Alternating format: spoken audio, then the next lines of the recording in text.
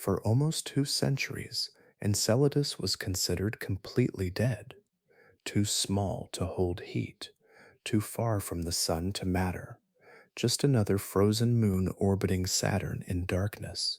Then, in 2005, a spacecraft passed over its south pole and saw something erupting into space. Geysers, enormous plumes of water vapor and ice particles blasting through fractures in the surface from somewhere beneath the ice. Cassini flew through those plumes and collected material directly from them. What it found changed the search for life permanently. Enceladus is roughly minus 201 degrees Celsius on the surface. Every major model predicted a world this small should have frozen solid billions of years ago. But beneath the ice, something is keeping an ocean liquid. And in 2023, scientists confirmed the final missing ingredient for life inside the plumes: phosphorus. The checklist was complete. Then came the methane. The concentrations Cassini detected do not fully match what non biological models predict. Scientists have tested multiple geological explanations. None of them completely account for the data, which leaves one possibility still on the table: that something beneath the ice may be producing it. The unsettling part is not that life could exist on Enceladus. It is that humanity may have already flown through evidence of it without realizing. If you're settling in for the night with this one, take a second to like the video. It's a small thing, but it helps more people find their way here. To understand why Enceladus changed planetary science so dramatically, we need to go back to the spacecraft that almost ignored it completely. Before Enceladus became a suspect in the search for life, it was almost nothing in the telescope. A small white point, a frozen companion circling far from the sun. Saturn has many moons, and Enceladus was only its sixth largest, a body about 500 kilometers wide. You could place it inside the borders of Arizona and still have room around the edges. In the scale of the outer solar system, it seemed too small to matter. William Herschel discovered it in 1789, the same astronomer who had found Uranus only 8 years earlier. Through his telescope, Enceladus was not a world with a story. It was a faint moving dot near a giant planet, one more piece in Saturn's strange family of rings and satellites. For nearly 200 years, that was almost all we had. Enceladus was expected to be geologically dead because small worlds lose their internal heat quickly. They cool, harden, and become quiet. At Saturn's distance, sunlight is too weak to warm much of anything, so the logic seemed simple. Enceladus should have been a frozen rock, but even from far away, one detail refused to fit. Its surface was too bright. Enceladus reflects about 90% of the sunlight that reaches it, making it the most reflective known object in the solar system. That brightness gives it a clean, almost polished appearance, as if the moon has been dusted with fresh snow. Old ice does not usually behave that way. Over time, radiation darkens it, micrometeorites scar it. Space slowly stains everything. Enceladus was staying white. That meant something was refreshing the surface, though nobody yet knew how. A moon this small should not have enough energy to renew itself. The answer was hidden in its orbit. Enceladus does not move around Saturn alone. It is locked in a gravitational rhythm with Dione, a larger neighboring moon. This rhythm keeps Enceladus's orbit slightly stretched, instead of perfectly circular. As Enceladus moves closer to Saturn, then farther away, Saturn's gravity pulls and releases it. The moon flexes. Tidal flexing means a world is squeezed by gravity until internal friction produces heat, much like bending a metal wire again and again until it warms in your fingers. On Enceladus, that process was small but constant. Voyager 1 passed Saturn in 1980. Voyager 2 followed in 1981. Their cameras showed a surface that looked younger and stranger than expected, with smooth plains and fractured terrain where heavy cratering should have dominated. The images raised questions, but the spacecraft passed too quickly, and their instruments were not built to solve the mystery, so Enceladus waited in the background, bright, cold, and underestimated. A moon almost nobody was watching had already begun to show the first signs that it did not understand the limits scientists had placed on it. Long before Cassini ever saw Saturn, the mission already belonged to another generation. Engineers began designing the spacecraft in the early 1980s, when personal computers were primitive and much of the modern internet did not yet exist. By the time Cassini finally launched in October 1997, some of the people who had proposed the mission were already retiring. It had taken 17 years of planning, negotiation, redesigns, and international coordination to place the spacecraft on the launch pad at Cape Canaveral. This was not only a NASA project. The mission joined NASA, the European Space Agency, and the Italian Space Agency into a single effort. Europe contributed the Huygens probe, designed to descend through Titan's atmosphere. Italy provided Cassini's high gain antenna. Thousands of scientists, programmers, machinists, and navigators contributed pieces to a machine that would travel farther than any Saturn mission before it. The spacecraft carried 12 major scientific instruments. A mass spectrometer measured the composition of gases, atom by atom. A magnetometer studied invisible magnetic fields surrounding moons and plasma streams. The cosmic dust analyzer examined microscopic particles drifting through Saturn's system. There were cameras, infrared sensors, radar systems, and radio science equipment packed into a spacecraft taller than a bus. But Enceladus was barely part of the story. The primary mission focused on Saturn itself, its rings, and Titan, the giant moon hidden beneath thick orange clouds. Enceladus existed mostly as a secondary observation target, another icy moon expected to provide geological context before the spacecraft moved on. The journey outward took 6.7 years. Cassini traveled about 3.5 billion kilometers before reaching Saturn. No rocket available in 1997 could send that much mass directly there, so mission planners used gravity assists, meaning controlled planetary flybys that stole tiny amounts of momentum from worlds along the route.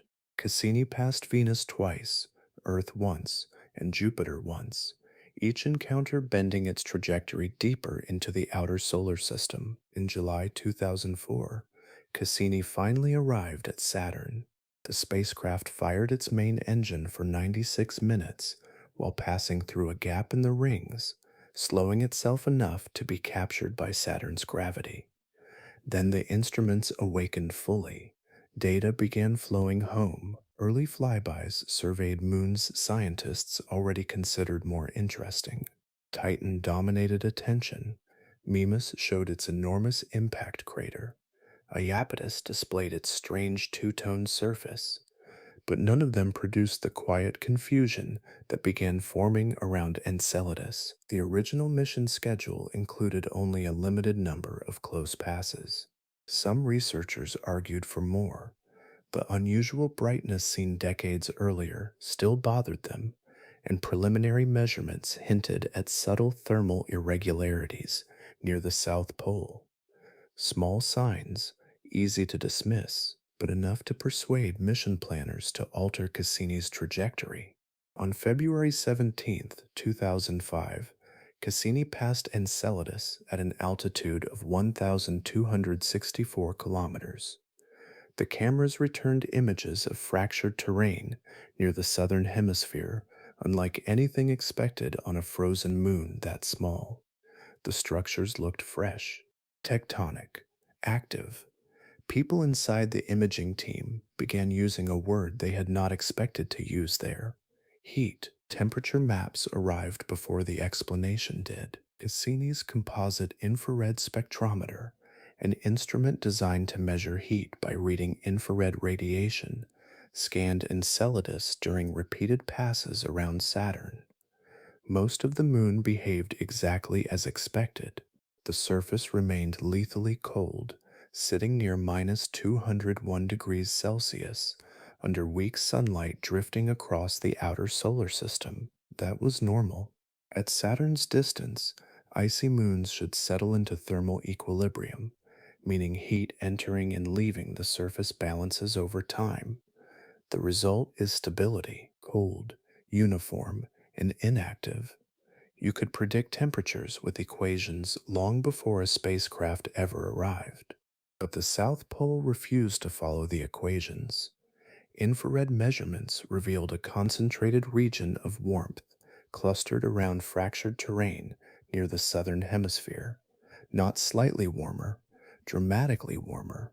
Some areas measured above minus 100 degrees Celsius, far hotter than surrounding regions, and entirely inconsistent with passive surface ice. Even stranger, the South Pole was warmer than the equator. For a frozen moon so distant from the sun, that pattern should not exist. Equatorial regions receive more solar energy over time. Polar regions receive less. The temperature gradient should decrease toward the poles, not reverse itself.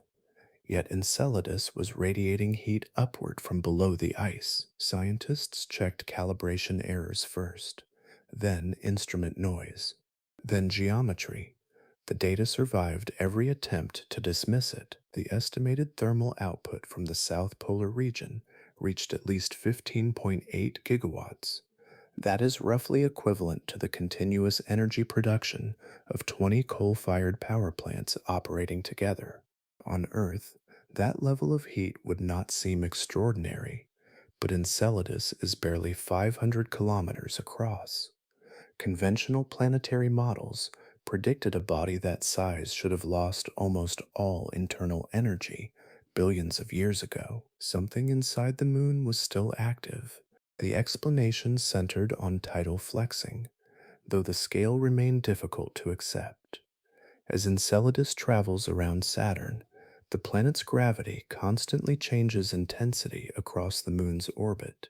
Dione helps sustain that effect by maintaining the slight orbital eccentricity, meaning the orbit never becomes perfectly circular. The result is continuous distortion. Enceladus bends as it moves.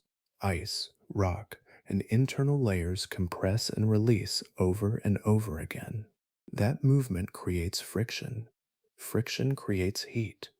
Deep inside the moon, gravitational energy converts into thermal energy through repeated mechanical stress, but the numbers still strained belief. Many researchers expected some heating. Nobody expected enough to power geological activity on this scale. Small, icy worlds were not supposed to remain dynamic for billions of years. The assumption had shaped decades of planetary science. Size mattered. Large worlds stayed active. Small worlds froze solid. Enceladus quietly ignored the rule, and once the heat measurements settled into consensus, another implication followed almost immediately. Heat alone was important, but heat beneath thick ice suggested something far more consequential. Ice does not require enormous temperatures to melt under pressure, especially deep below the surface, where insulating layers trap energy over immense spans of time. Liquid water suddenly became possible, not on the surface, hidden underneath. A warm interior ocean inside a moon, once dismissed as frozen debris, orbiting in permanent darkness. From orbit, the south pole of Enceladus does not look smooth or frozen into silence. It looks wounded. Across the southern terrain run four immense fractures, stretched almost parallel across the ice like claw marks cut into the moon's surface. Each extends roughly 130 kilometers in length, about 2 kilometers in width, and descends nearly 500 meters into the crust. Under Cassini's cameras, They appeared darker and more sharply defined than the surrounding plains. The mission team gave them names drawn from cities in the Arabian Nights: Alexandria, Cairo, Baghdad, Damascus. Collectively, they became known as the Tiger Stripes. The scientific term was sulci, meaning long groove like depressions etched into a planetary surface. But the formal language never fully captured how strange they looked. These were not random cracks from ancient impacts. Their spacing was too regular, their orientation too consistent. Something beneath the surface had organized them, and the ice around them was warm. Measurements directly above the fractures reached approximately minus 93 degrees Celsius by Earth standards. That temperature is unimaginably cold, yet on Enceladus it represented a dramatic thermal spike, more than 100 degrees warmer than nearby terrain. Heat concentrated precisely where the fractures crossed the South Pole. The surrounding landscape told another story. Most icy surfaces in the outer solar system accumulate craters over immense periods of time. Every impact remains preserved because geological activity rarely erases it. But within the Tiger Stripe regions, impact craters were almost entirely absent. The terrain looked young, fresh, continually renewed. Something was resurfacing the area over and over again.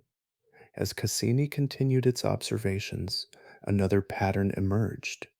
The fractures moved, not visibly to the human eye, but measurably through repeated data collection. Enceladus travels around Saturn in a slightly elliptical orbit, meaning its distance from the planet changes constantly. As gravitational stress increased and decreased, the tiger stripes responded. They flexed open and compressed shut in rhythm with the moon's orbit. The moon was breathing. When the fractures widened, internal pressure escaped upward. When they narrowed again, activity diminished. The cycle repeated endlessly, synchronized to gravity itself. Scientists realized the surface cracks were not isolated features. They were conduits, channels connecting the exterior ice shell to something active below. The geometry mattered deeply. Natural fractures produced by random stress rarely arrange themselves with such near parallel alignment and even spacing. The tiger stripes suggested a larger structural system operating underneath the crust, one governed by persistent energy rather than isolated events. The South Pole was behaving less like frozen debris and more like a controlled geological engine.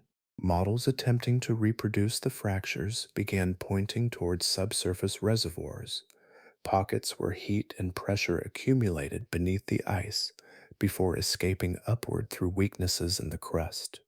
But the exact mechanism remained uncertain. The fractures seemed too stable to collapse, too active to freeze shut completely, and they had likely existed for a very long time. By then, the idea of a static interior had become difficult to defend. Beneath the surface, forces were still moving, heating, flexing, and reshaping the moon in real time. Enceladus was not preserving ancient activity like a fossil. It was still alive with motion. The first clear image arrived as a thin brightness against darkness. At first glance, it looked like a camera artifact, a smudge, a processing error caused by scattered light near the edge of the moon. Imaging teams working with spacecraft photographs learn caution early because strange features often vanish after recalibration. Instruments fail, pixels misbehave, reflections create ghosts that disappear under scrutiny. But this brightness stayed. In 2005, Cassini photographed faint streams extending outward from the Tiger Stripe region near Enceladus's south pole. Multiple images confirmed the same structure from different viewing angles. The feature persisted through separate exposures. Days passed while researchers checked every possible explanation that did not involve active eruptions on a frozen moon. Then the conclusion became unavoidable. They were geysers, not symbolic ones.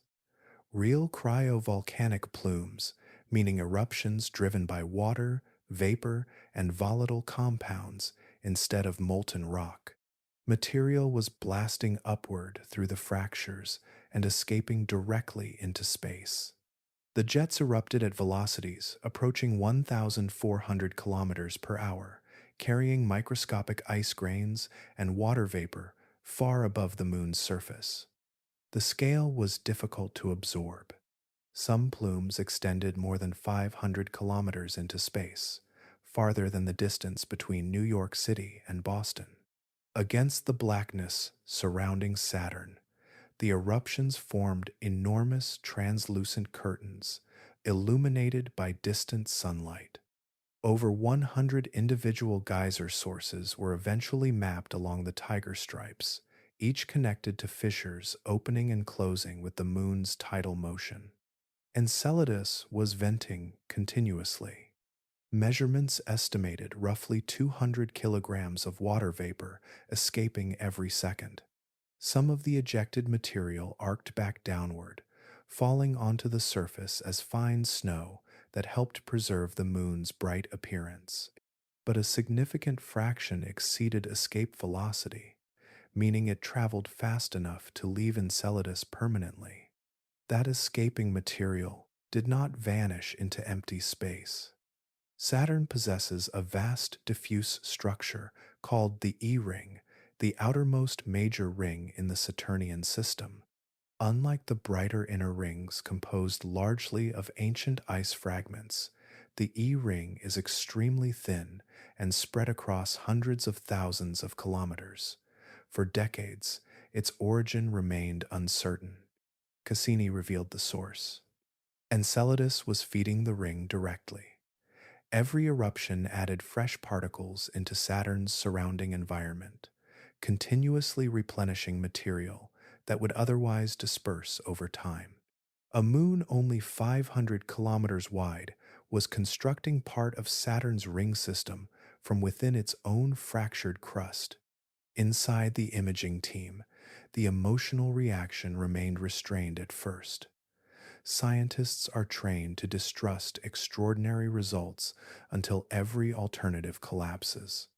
But accounts from the room describe a growing silence as image after image confirmed the same impossible phenomenon.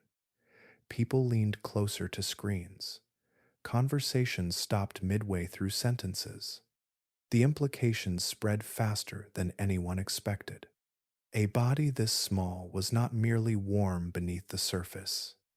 It was actively transporting internal material into space in real time. The plumes transformed Enceladus from a geological curiosity into something much more consequential, because erupting water does not emerge from empty rock. It emerges from reservoirs. Most spacecraft avoid flying into debris clouds. At orbital velocities, even tiny particles become dangerous. A grain of ice striking metal fast enough can puncture shielding, cripple instruments, or alter a spacecraft's trajectory permanently. Cassini was moving through Saturn's system at tens of thousands of kilometers per hour. The plumes erupting from Enceladus were filled with frozen particles suspended in space like microscopic shrapnel. But by 2008, the scientific temptation had become overwhelming. The geysers were not merely visible phenomena anymore, they were samples. Material from beneath the surface was escaping naturally into open space, which meant a spacecraft could analyze an internal ocean without drilling through kilometers of ice. Few moments in planetary science offer opportunities that direct. Mission planners changed Cassini's trajectory. In October 2008, the spacecraft executed its first deliberate plunge through the plume at an altitude of only 25 kilometers above the surface. Many commercial aircraft on Earth cruise at higher altitudes than that. Beneath Cassini, the tiger stripes opened across the South Pole. Above them, vapor and ice erupted continuously into vacuum. Engineers understood the risk clearly. Particle impacts at those speeds could damage sensitive hardware or degrade instruments permanently. But the mission was already transforming from a study of Saturn into something else entirely. The possibility of sampling a habitable environment directly outweighed the danger. Cassini entered the plume. The spacecraft's cosmic dust analyzer began capturing microscopic ice grains in real time. The ion and neutral mass spectrometer measured gases particle by particle as vapor streamed across its detectors.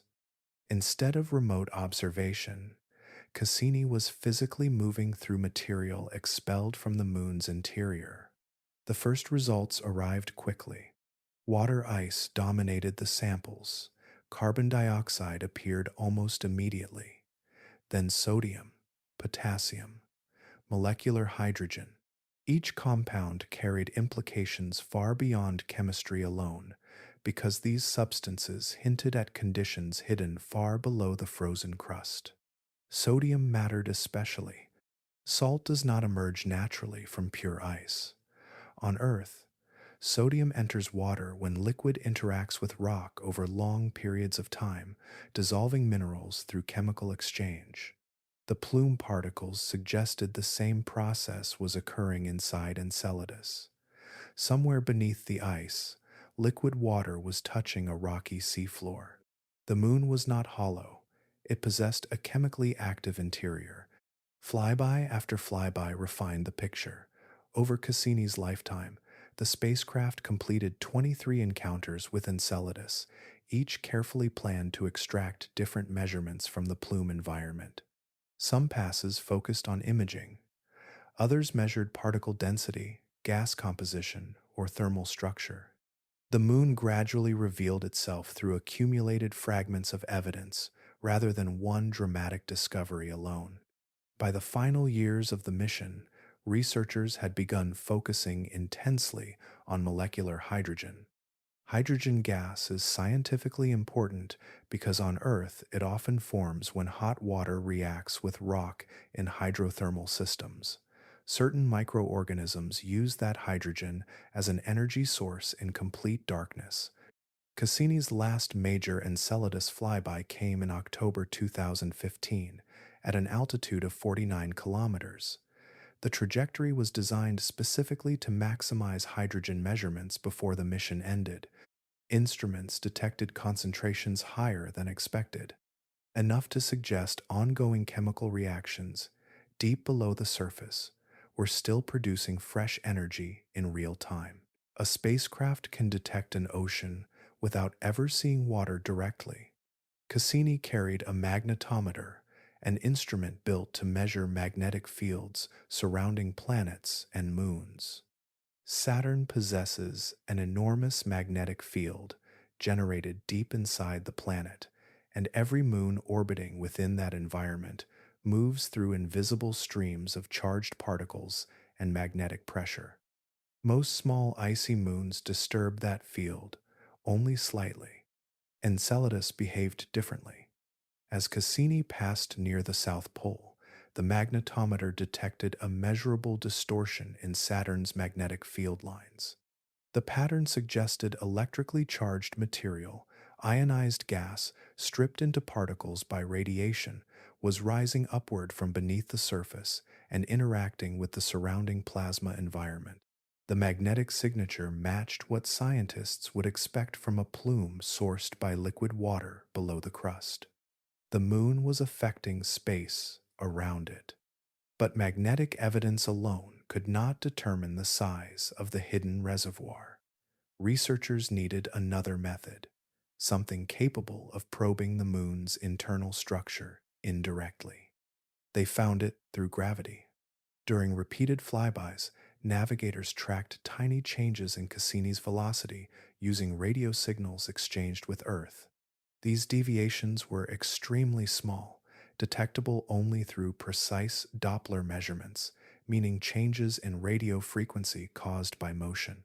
As the spacecraft passed above different regions of Enceladus, local variations in gravity altered its trajectory by microscopic amounts. The South Pole produced an anomaly. Beneath the fractured terrain, gravity measurements revealed less mass than expected. Dense, solid ice should have produced a stronger gravitational pull. Instead, researchers identified what amounted to a mass deficit, a region where lighter material existed below the crust. Liquid water fit the data. By 2015, enough independent measurements had converged that the picture became difficult to dispute.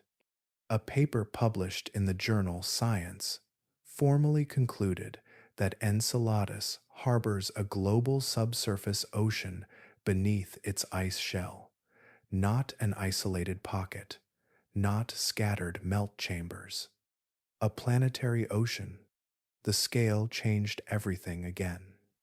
The ocean was estimated to extend across the entire moon beneath an outer shell of ice, roughly 30 to 40 kilometers thick, near the poles.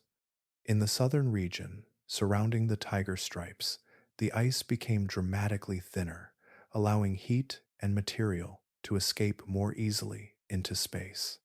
Below that shell lay water estimated between 26 and 31 kilometers deep.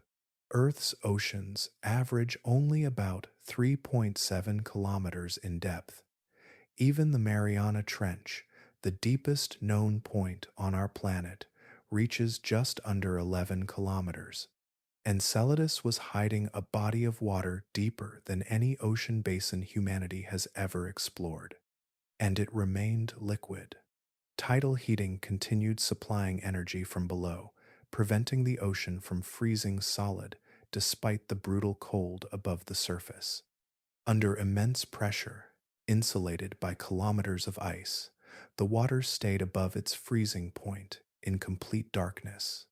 The moon had created its own isolated environment, sealed away from sunlight for potentially immense spans of time. For centuries, humanity had looked at Enceladus through telescopes and seen only a bright frozen point beside Saturn.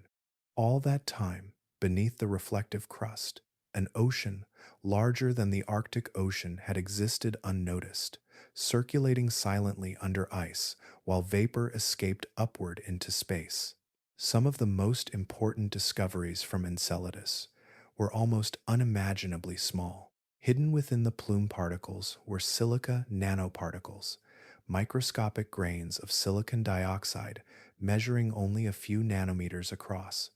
Individually, they were insignificant, invisible, but their existence carried an extraordinary implication because silica particles of that size do not form under ordinary icy conditions. They require heat. Laboratory models showed the particles could only emerge when hot water interacted directly with rock at temperatures above roughly 90 degrees Celsius under near neutral pH conditions, meaning water that is neither strongly acidic nor strongly alkaline. Cold reservoirs could not produce them. Frozen crusts could not explain them. The chemistry pointed toward active reactions happening deep beneath the ocean floor. Researchers recognized the pattern immediately. On Earth, the same process occurs around hydrothermal vents.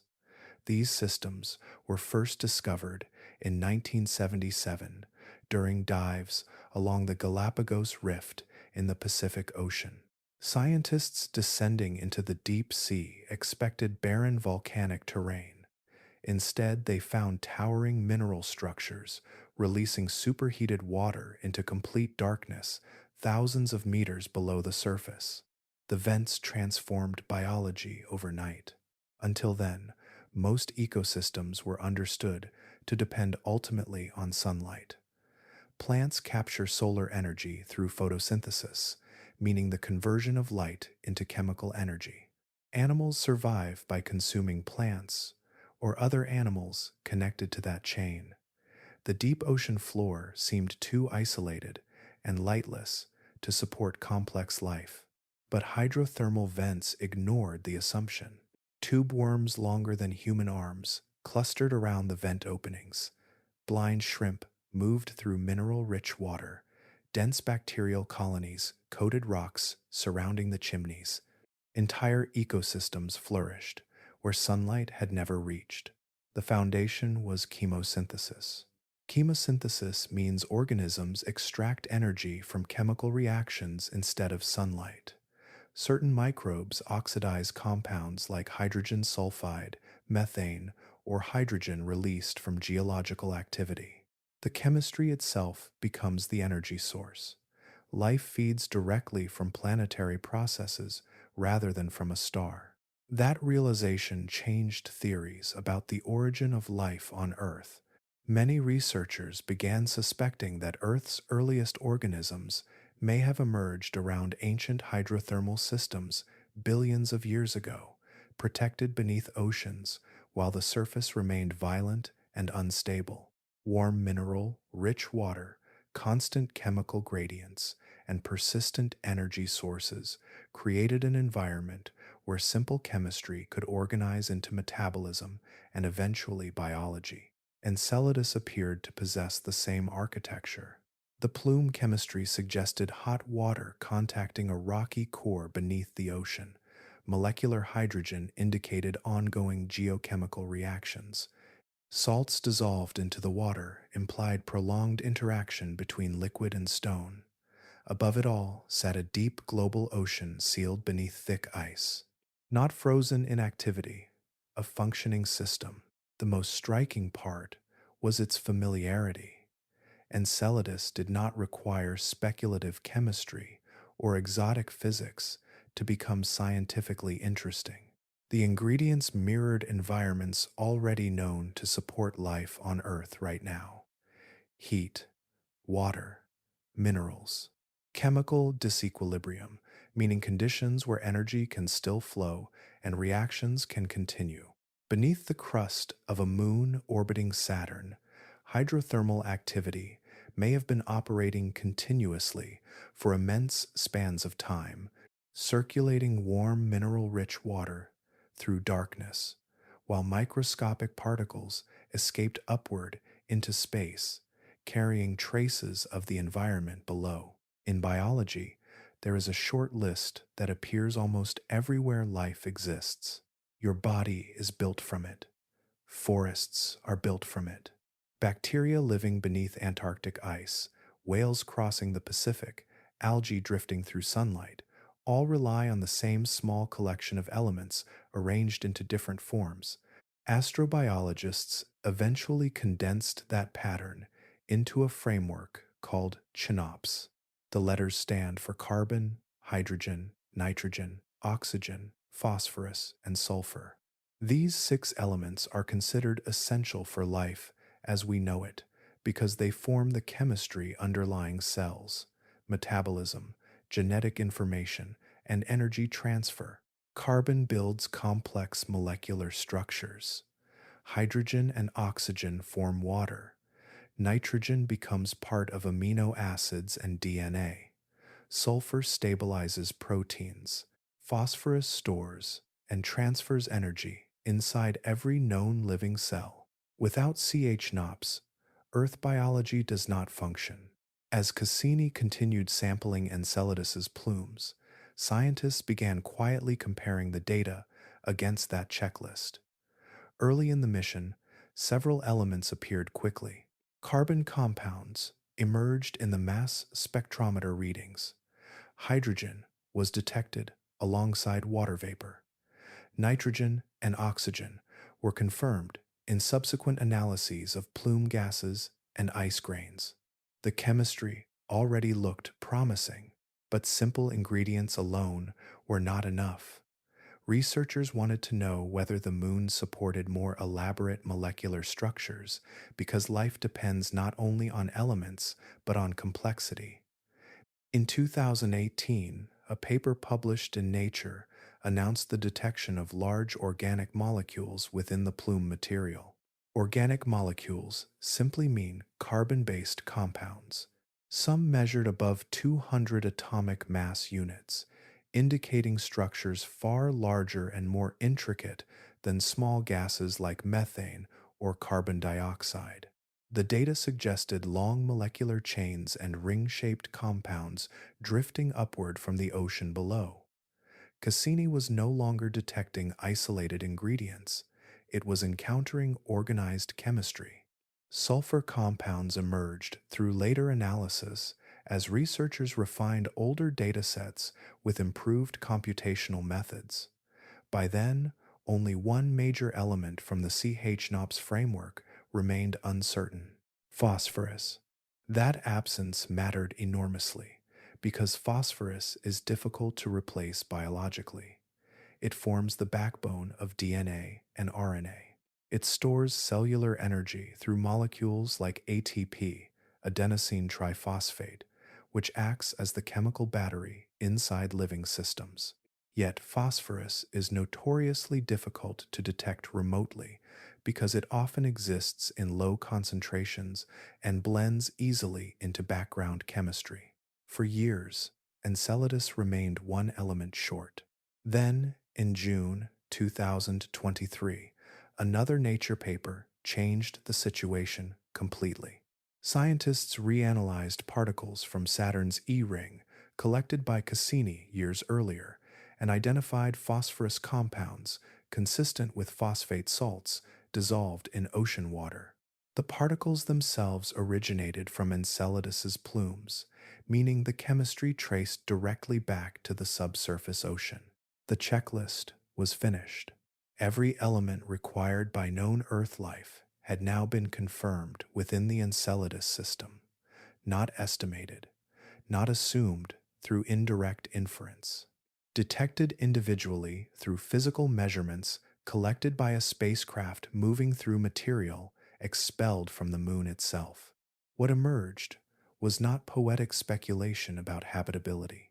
It was a literal chemical inventory of an alien ocean beneath ice, assembled piece by piece over decades, until the final missing ingredient quietly appeared inside particles drifting around Saturn. Among all the gases escaping from Enceladus, one became increasingly difficult to dismiss: methane. Chemically, methane is simple: one carbon atom bonded to four hydrogen atoms. It exists throughout the solar system in small amounts, appearing in planetary atmospheres, cometary ice, and deep underground reservoirs. By itself, methane is not unusual. Scientists expected at least traces of it inside the plume material Cassini sampled. But the concentrations did not behave as expected. The gas appeared consistently during repeated flybys, and the measured levels suggested an active source, replenishing it from below.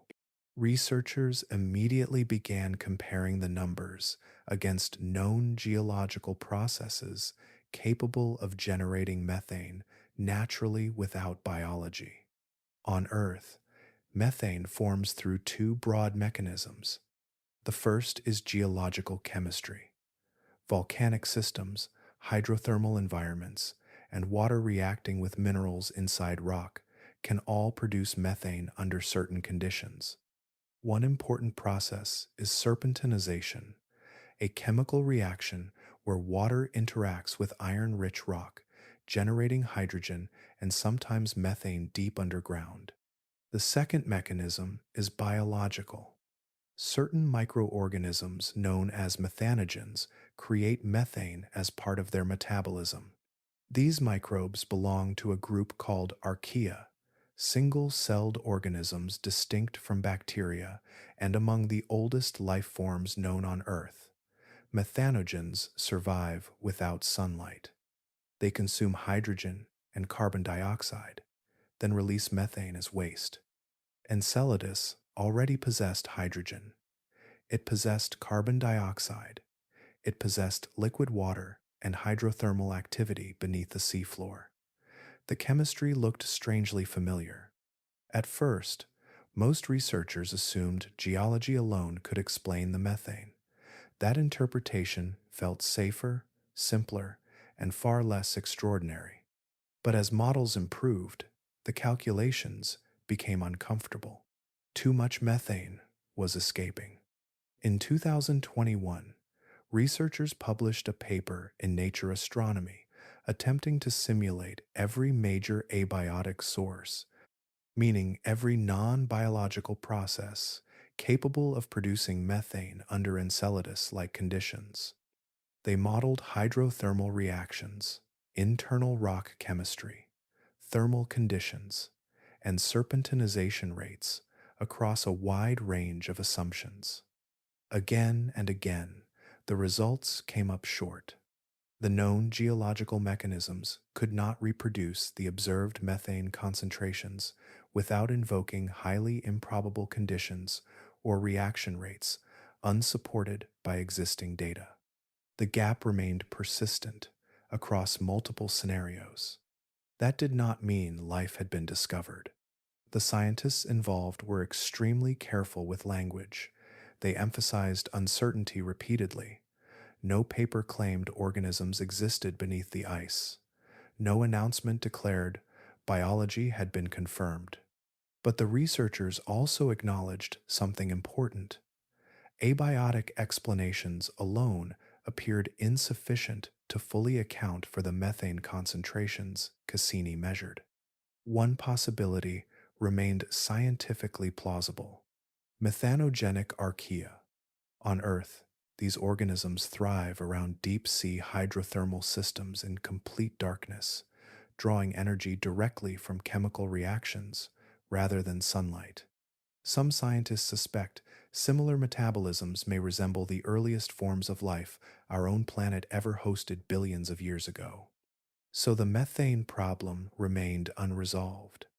A moon orbiting Saturn was releasing a gas associated on Earth with both geology and biology, yet the balance between those explanations no longer fit comfortably within existing models.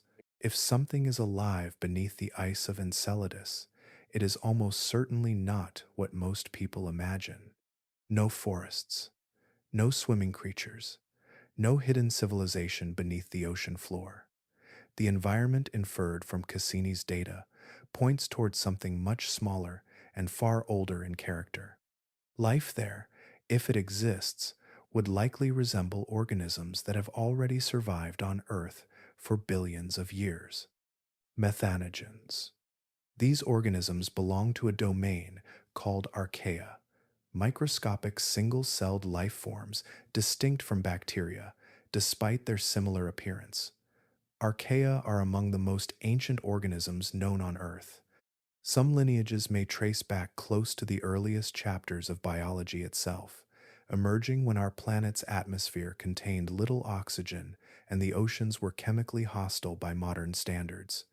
They survive where most organisms cannot. Methanogens thrive without sunlight. They do not breathe oxygen. Many inhabit environments of crushing pressure, intense heat, or permanent darkness. Researchers have discovered them buried beneath Antarctic ice sheets, inside hydrothermal vent systems deep below the Pacific Ocean, within underground rock formations, and even inside the digestive systems of animals where oxygen remains scarce. Their metabolism is remarkably simple. Methanogens consume hydrogen and carbon dioxide, then produce methane and water as byproducts. The reaction releases enough energy to sustain cellular activity in environments where sunlight never penetrates. In essence, they live directly from chemistry itself. That detail matters enormously. Cassini detected both molecular hydrogen and carbon dioxide within the plume material erupting from Enceladus. These are precisely the compounds methanogens require as metabolic inputs. The moon also appears to possess liquid water, mineral-rich hydrothermal systems, and a stable source of internal heat beneath the crust. The resemblance is difficult to ignore. But if methanogens exist there, you would never see them directly with human eyes. Individual cells measure only micrometers across. Entire colonies could drift invisibly through dark water beneath kilometers of ice without producing anything recognizable as advanced life. No movement visible from orbit, no structures, no intelligence looking back toward the stars. Only metabolism, yet even that would change human history permanently. There is a profound difference between discovering complex alien organisms and discovering any life at all. Complex life requires many unlikely evolutionary steps, stable environments, and immense stretches of time. Scientists already suspect such outcomes may be rare, but microbial life is different, simpler, more adaptable, more chemically inevitable under the right conditions. That is why even a single confirmed microorganism on Enceladus would reshape our understanding of the universe. It would mean life emerged independently twice within one solar system, once on Earth, once beneath the ice of a moon orbiting Saturn. The implications would extend far beyond Enceladus itself, because if biology appeared separately in two different environments around the same star, then life may not be an extraordinary cosmic accident at all. It may be common. The galaxy contains hundreds of billions of stars. Many possess planets and icy moons with water, heat, and chemistry. Confirmation of even the simplest organism beyond Earth would suggest the universe naturally produces life wherever conditions remain stable long enough for chemistry to organize itself into replication and metabolism. Not rare miracles, a normal outcome of matter itself. As Cassini's fuel reserves declined, the mission entered a strange moral territory. The spacecraft had spent more than 13 years orbiting Saturn, rewriting our understanding of icy moons and subsurface oceans. But success created a new danger. The more convincing Enceladus became as a potentially habitable environment, the more carefully scientists had to think about Cassini itself. Not as an observer, as contamination. By the mid 2010s, mission planners faced two possible futures for the spacecraft. One option was to leave Cassini in long term orbit around Saturn after the mission ended. That sounded harmless at first. But orbital systems are unstable over enough time. Tiny gravitational interactions accumulate slowly across decades and centuries. Eventually, the spacecraft's trajectory could drift, and drift toward Enceladus, or Titan. Both moons had become astrobiologically important. Titan possessed complex organic chemistry. Enceladus possessed liquid water and hydrothermal activity. If Cassini ever crashed into either world accidentally, it could carry terrestrial microbes directly into environments where alien biology might already exist. That risk triggered planetary protection protocols. Planetary protection refers to international scientific rules designed to prevent biological contamination between worlds. The guidelines are coordinated largely through COSPAR, the Committee on Space Research, which establishes sterilization standards for spacecraft depending on the environments they will encounter. The logic is partly ethical, partly scientific. Contamination ruins evidence.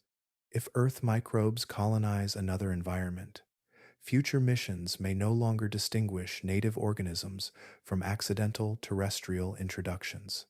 A contaminated biosphere would blur one of the most important scientific questions humanity has ever asked.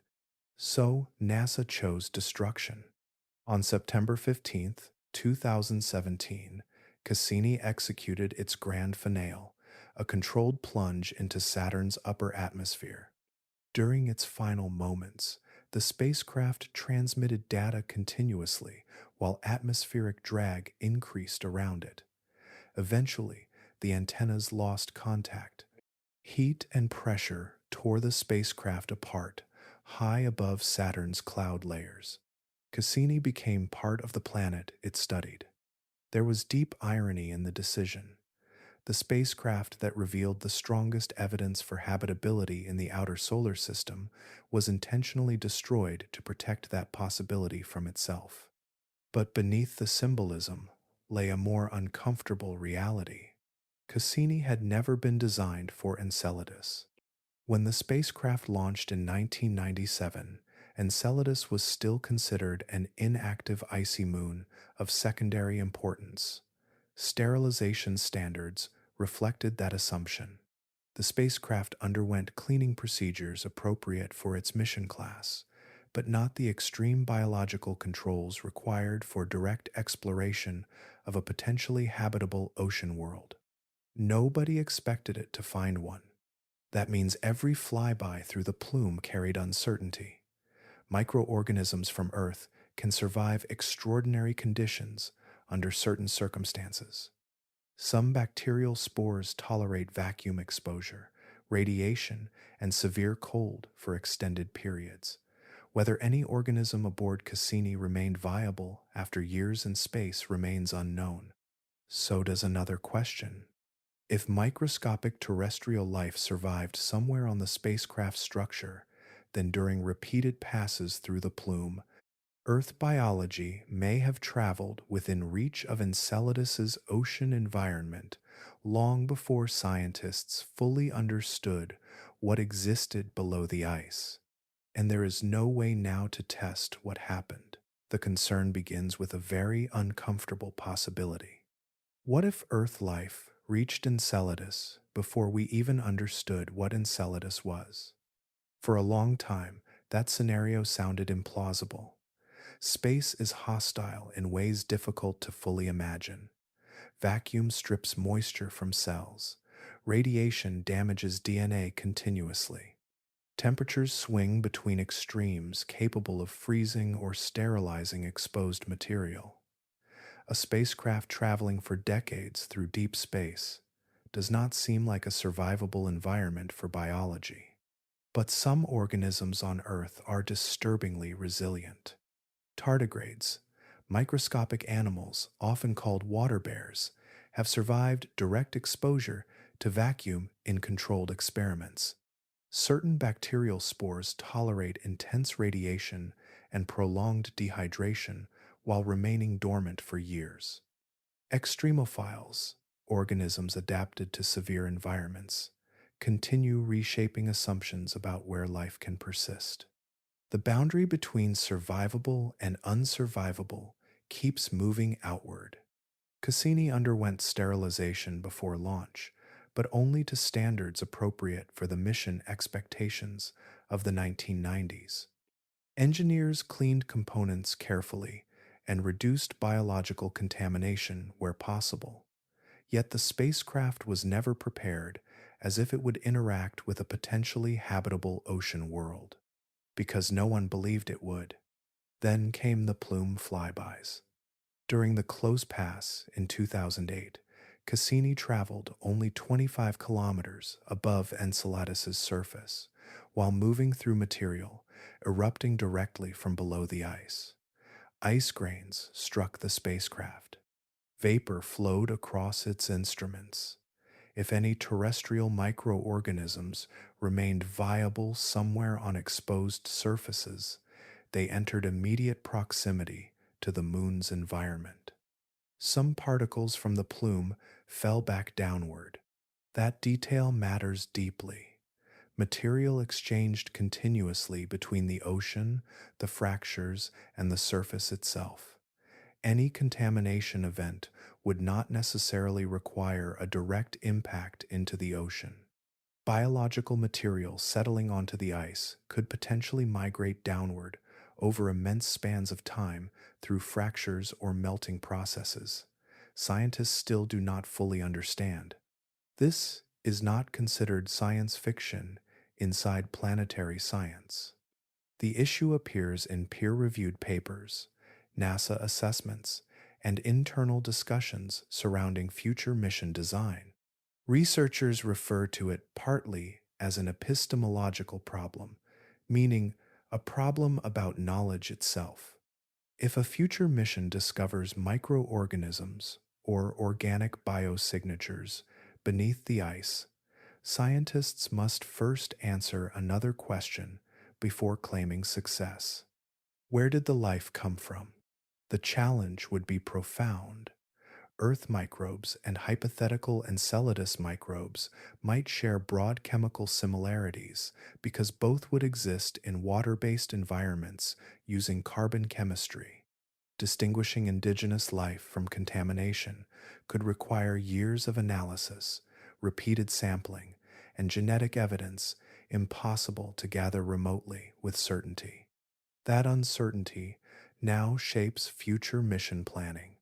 Proposed Enceladus orbiters and landers are being designed under planetary protection standards stricter than almost any previous spacecraft ever constructed.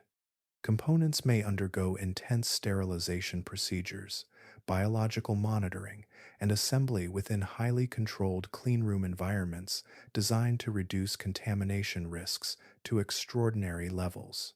But absolute sterility is difficult to guarantee, and the deeper discomfort remains impossible to erase completely. Cassini flew through Enceladus repeatedly before these concerns fully crystallized. The spacecraft is gone now, destroyed in Saturn's atmosphere, taking its unanswered uncertainties with it, which leaves us with a possibility science cannot fully close. Humanity may already have introduced Earth life into another ocean, and there may never be a definitive way to prove whether it happened or not. Far from Saturn, another frozen ocean world circles a different giant planet. Europa moves around Jupiter beneath a fractured shell of ice, streaked with reddish lines and chaotic terrain. For decades, many scientists considered it the most promising location for extraterrestrial life within the solar system. Long before Enceladus entered the conversation seriously, Europa already occupied a strange place in planetary science, somewhere between geology and possibility. The similarities between the two moons are difficult to ignore. Europa almost certainly possesses a global subsurface ocean beneath its crust, just as Enceladus does. Measurements from the Galileo spacecraft in the 1990s detected magnetic disturbances consistent with conductive salty water hidden below the surface. Later observations strengthened that interpretation. But Europa's scale is far larger. Its ocean may reach depths between 60 and 150 kilometers. If those estimates are correct, Europa could contain more than twice the amount of water present in all of Earth's oceans combined. Beneath its frozen crust may lie one of the largest liquid environments in the solar system, sealed away under immense pressure and perpetual darkness. But Europa remains more difficult to interpret clearly.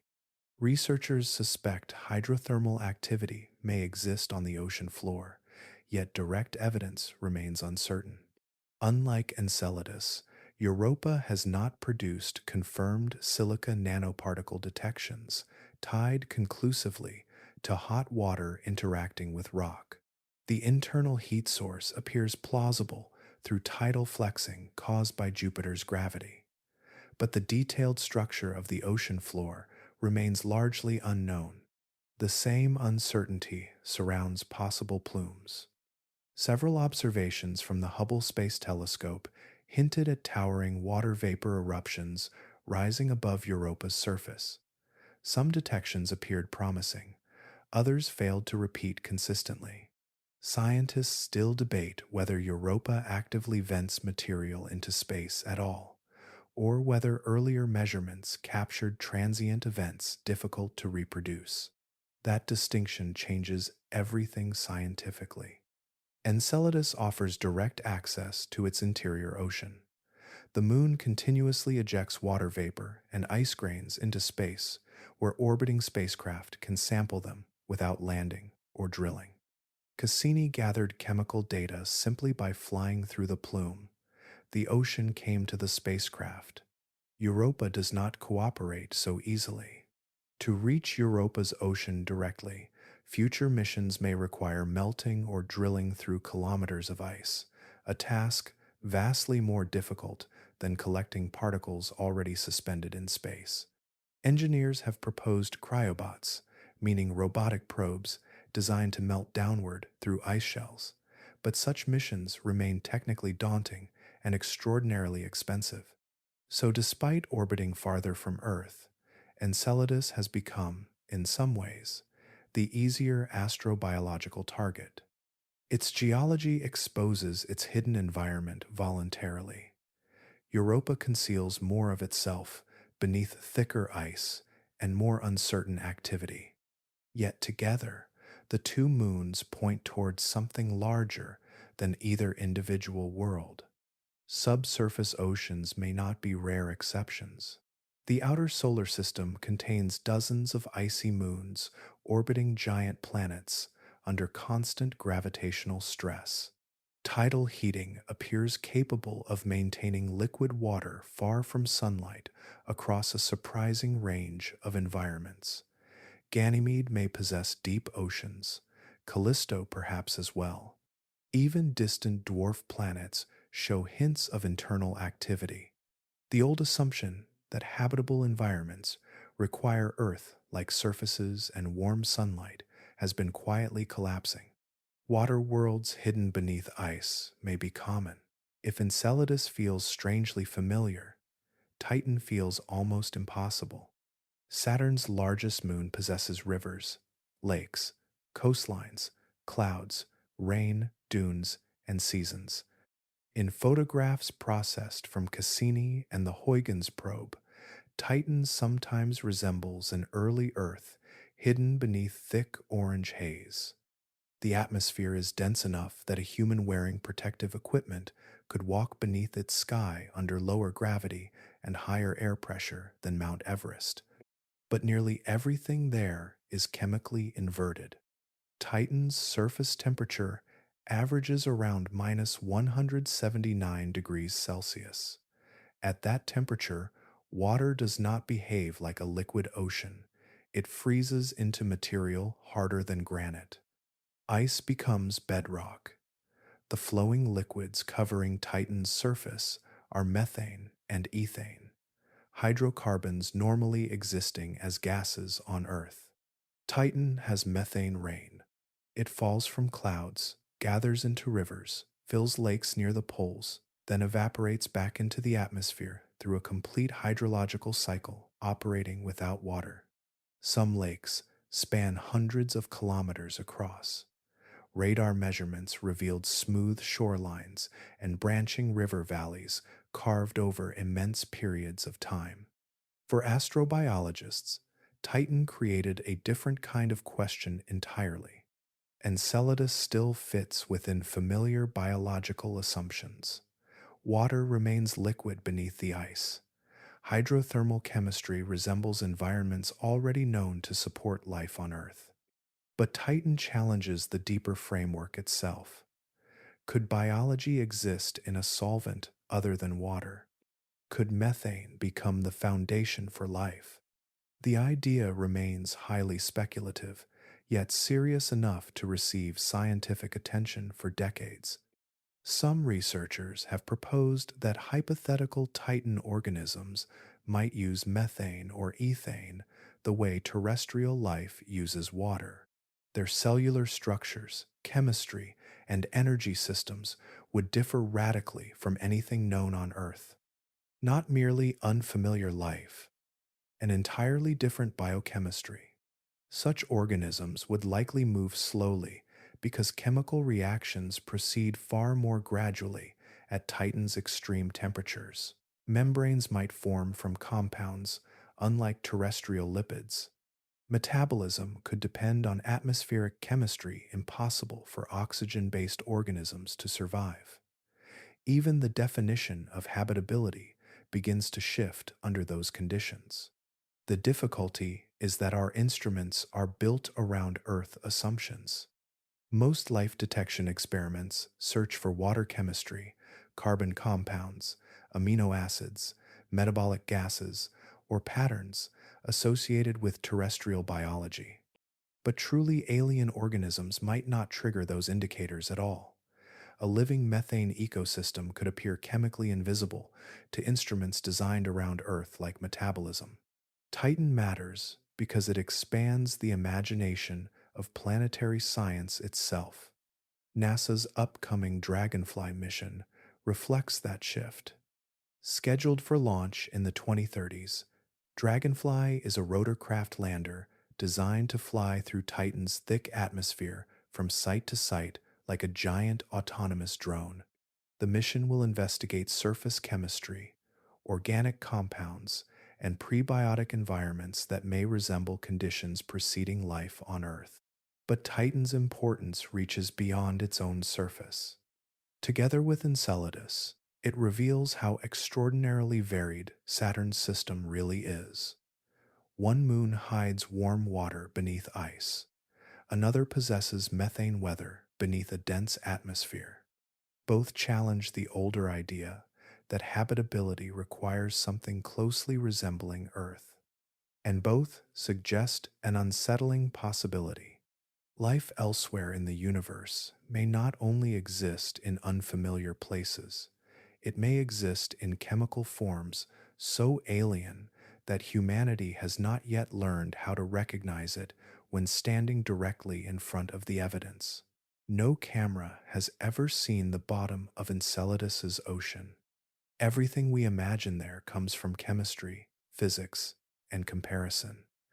The seafloor remains buried beneath kilometers of ice and water, permanently hidden from direct observation. But the plume particles escaping into space carry clues upward from below, and those clues allow scientists to sketch a possible environment in careful outlines. The closest analog exists on Earth. In the deep Pacific Ocean, hydrothermal vents rise from tectonic boundaries where seawater penetrates, cracks in the crust, heats near magma, then erupts back upward, carrying dissolved minerals. Some vents form structures called black smokers, towering chimneys that release superheated water approaching 400 degrees Celsius into surrounding seawater. The water appears black because of mineral particles. Around these chimneys, entire ecosystems cluster in darkness. Tube worms, several meters long, sway in chemical currents. Blind shrimp gather near vent openings. Dense microbial colonies coat the rocks. None of these organisms depend on sunlight. Their energy comes directly from chemistry emerging out of the planet itself. But Enceladus may resemble a different type of vent system more closely. Cassini's measurements suggest the ocean beneath the ice may be moderately alkaline, meaning chemically basic rather than acidic. That detail points researchers toward white smokers instead of black smokers. White smokers are cooler hydrothermal systems, producing pale mineral towers rich in calcium carbonate and other lighter compounds. One location on Earth receives particular attention. The Lost City hydrothermal field, discovered in 2000, sits on the Atlantic seafloor west of the Mid-Atlantic Ridge. Unlike volcanic black smoker systems, driven primarily by magma, Lost City operates through serpentinization, a chemical reaction believed to occur inside Enceladus as well. Serpentinization happens when water reacts with iron and magnesium-rich rock. The reaction alters the minerals chemically and releases molecular hydrogen as a byproduct. That hydrogen then becomes available as fuel for microbial metabolisms, including methanogens similar to those discussed in relation to Enceladus's methane anomaly. On Earth, Lost City continuously produces hydrogen-rich fluids, supporting microbial communities without requiring sunlight at all. Researchers suspect something comparable may exist beneath Enceladus's ocean floor. If so, the environment would be severe by terrestrial surface standards: total darkness, immense pressure from kilometers of overlying water and ice, mineral saturated fluids circulating through fractured rock. Water chemistry potentially toxic to many familiar organisms from Earth's surface ecosystems. But life adapted to those conditions would not experience them as hostile. For extremophiles, such environments are ordinary, stable, home. Biological systems evolve around available energy sources, not around human comfort. Around Earth's hydrothermal systems, chemistry alone sustains entire ecological networks, isolated from sunlight for evolutionary timescales.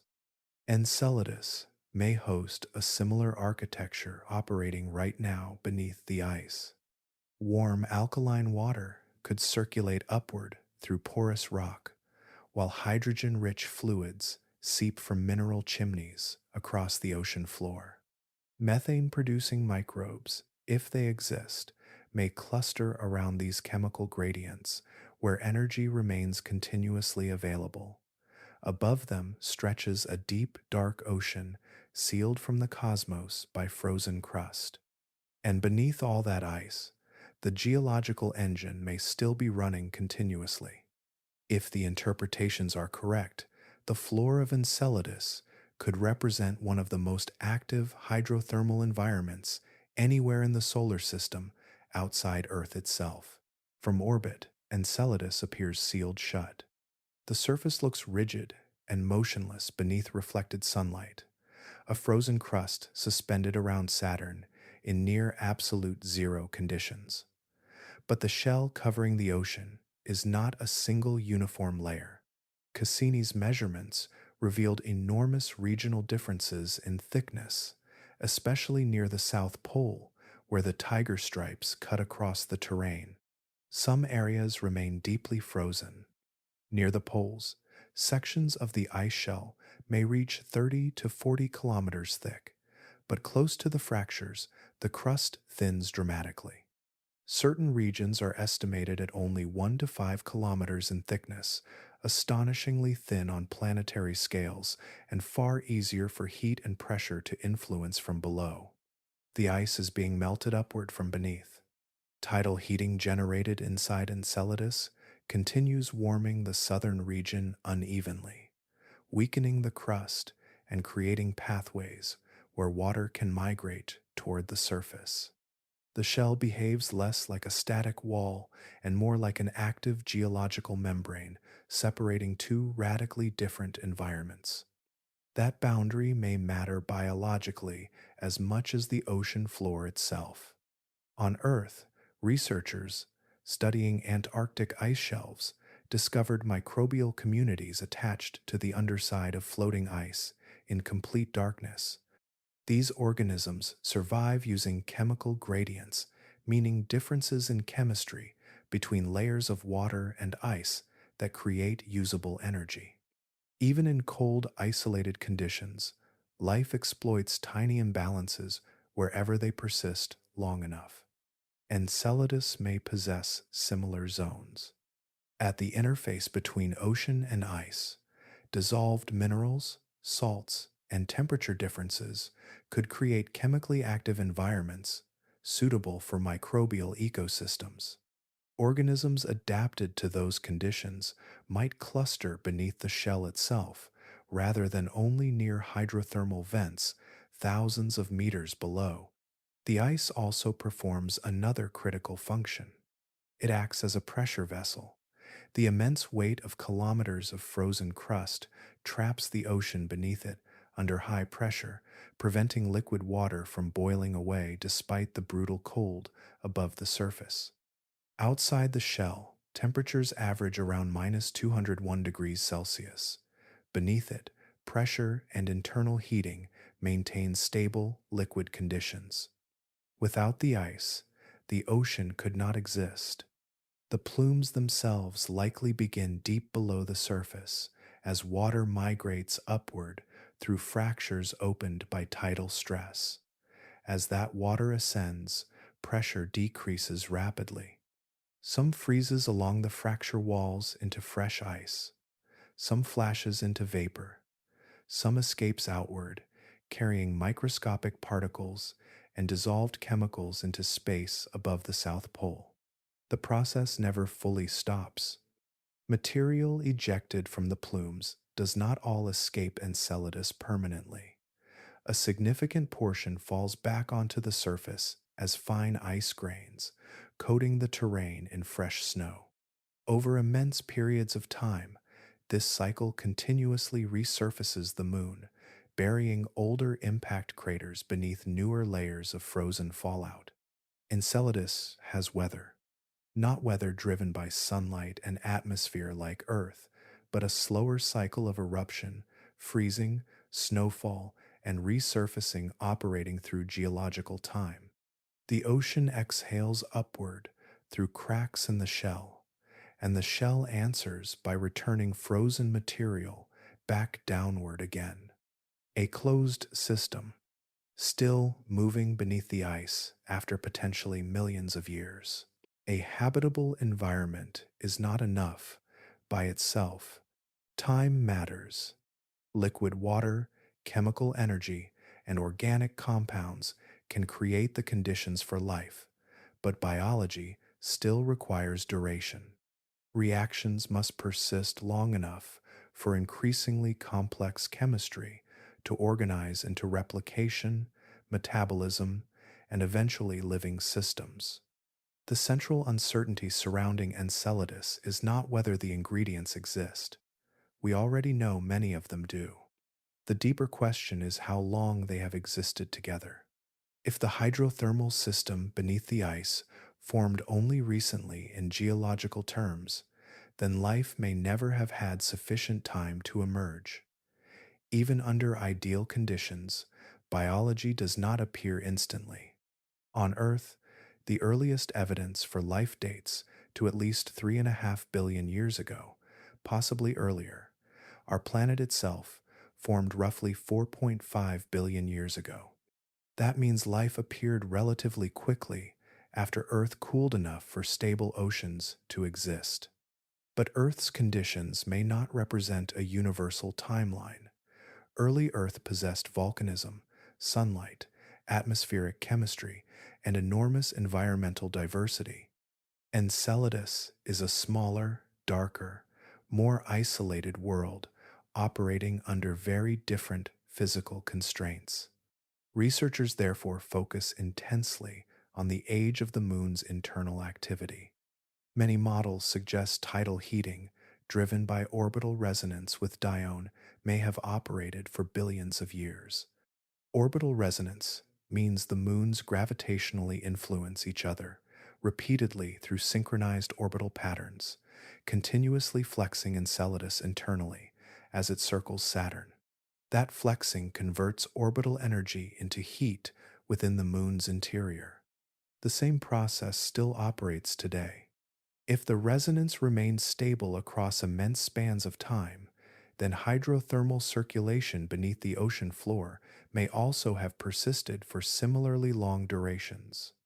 In that scenario, Enceladus could have maintained liquid water and chemical energy for a substantial fraction of solar system history. But another problem complicates the picture.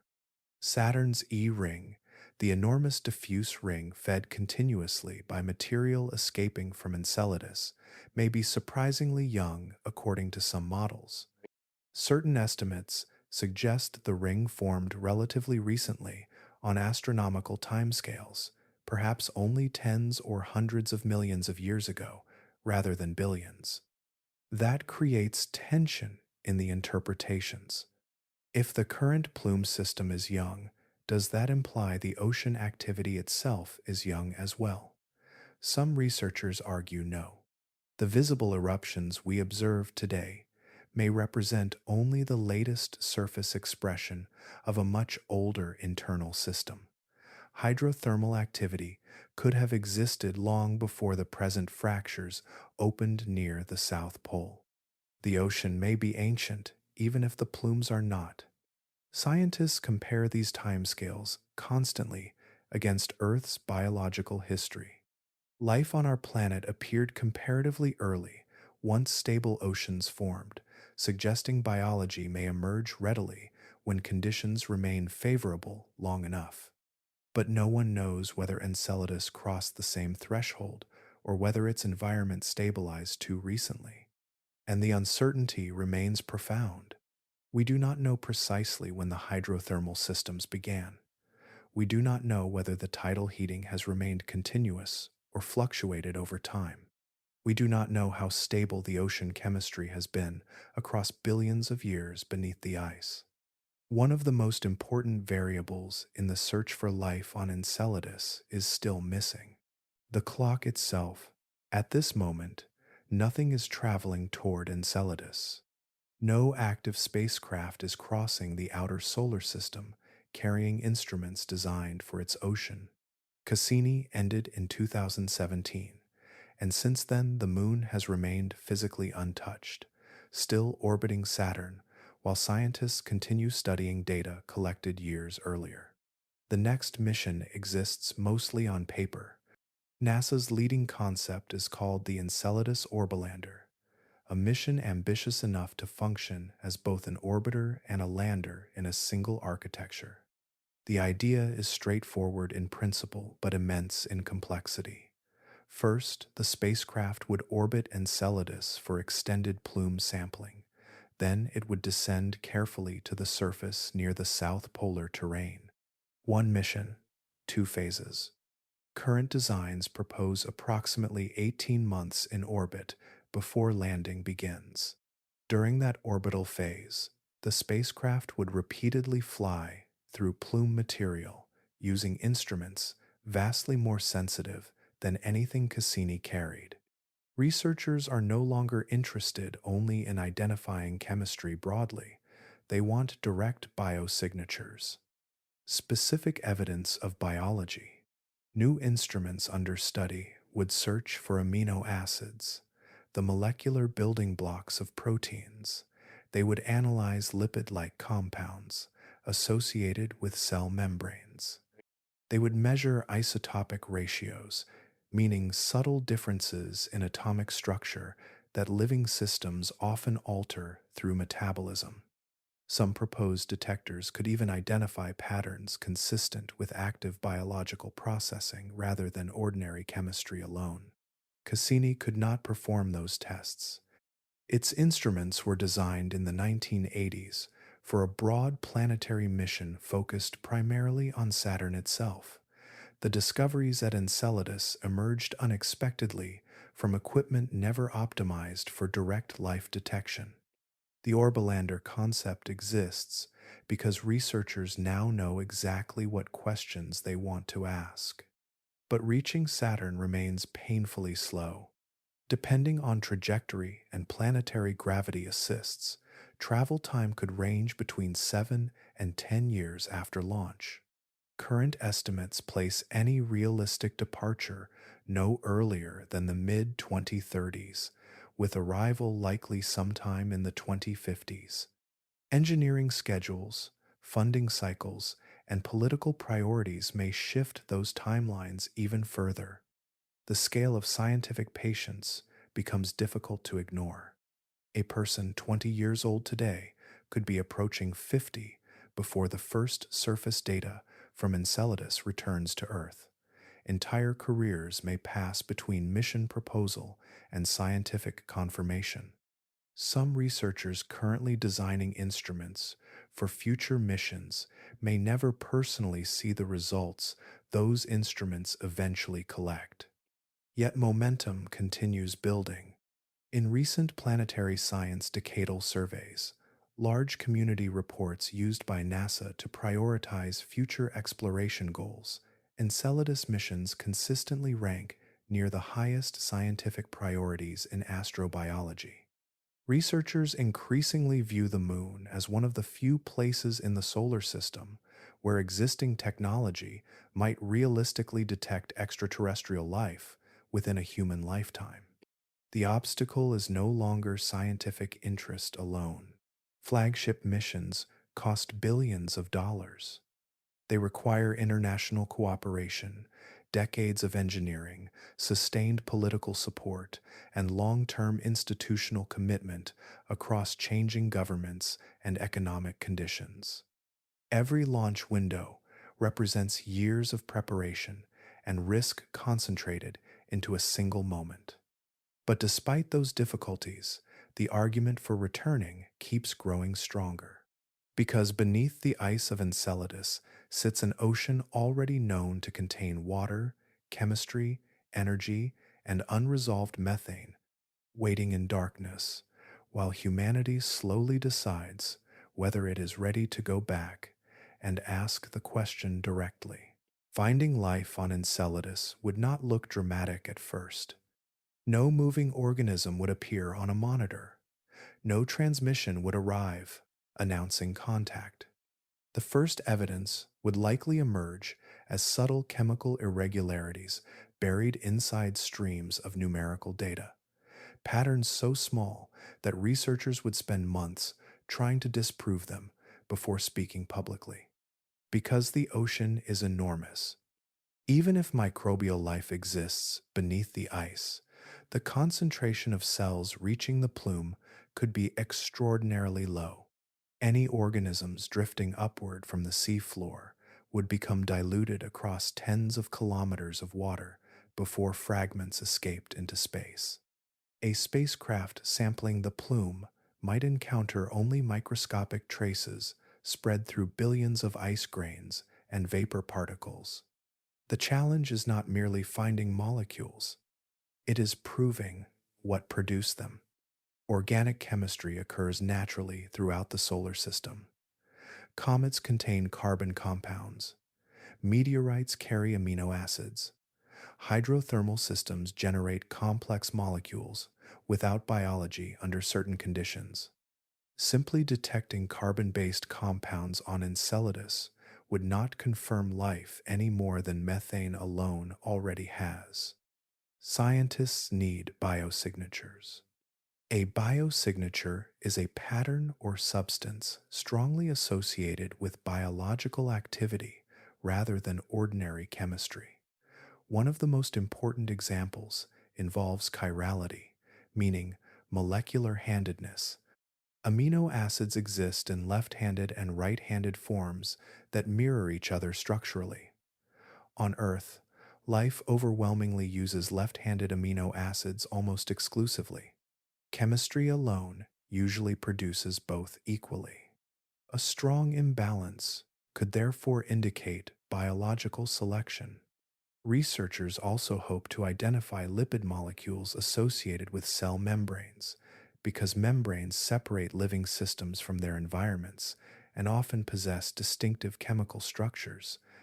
Another target involves isotopic ratios, tiny differences in atomic composition caused when biological metabolism preferentially uses lighter isotopes during chemical reactions. But even those clues are dangerous scientifically. False positives remain a constant threat. Abiotic chemistry, meaning non-biological reactions, can sometimes imitate patterns resembling life under unusual conditions. Contamination introduces another layer of uncertainty entirely. A future spacecraft could accidentally transport microscopic terrestrial material despite sterilization efforts, confusing the interpretation of any discovery. That is why no single measurement would ever be enough. A confirmed detection would require multiple independent lines of evidence, all pointing toward the same conclusion simultaneously. Researchers would need repeated observations, replicated analyses, separate instrument confirmation, and extensive peer review across the international scientific community before any announcement approached certainty. Carl Sagan summarized the philosophy decades ago. Extraordinary claims require extraordinary evidence. Few claims would qualify as more extraordinary than discovering alien life within our own solar system. Because of that, NASA and astrobiology researchers have already discussed formal response procedures for a potential positive detection. Internal review panels, independent verification teams, and communication protocols exist specifically for scenarios involving possible extraterrestrial biology. The process would move carefully.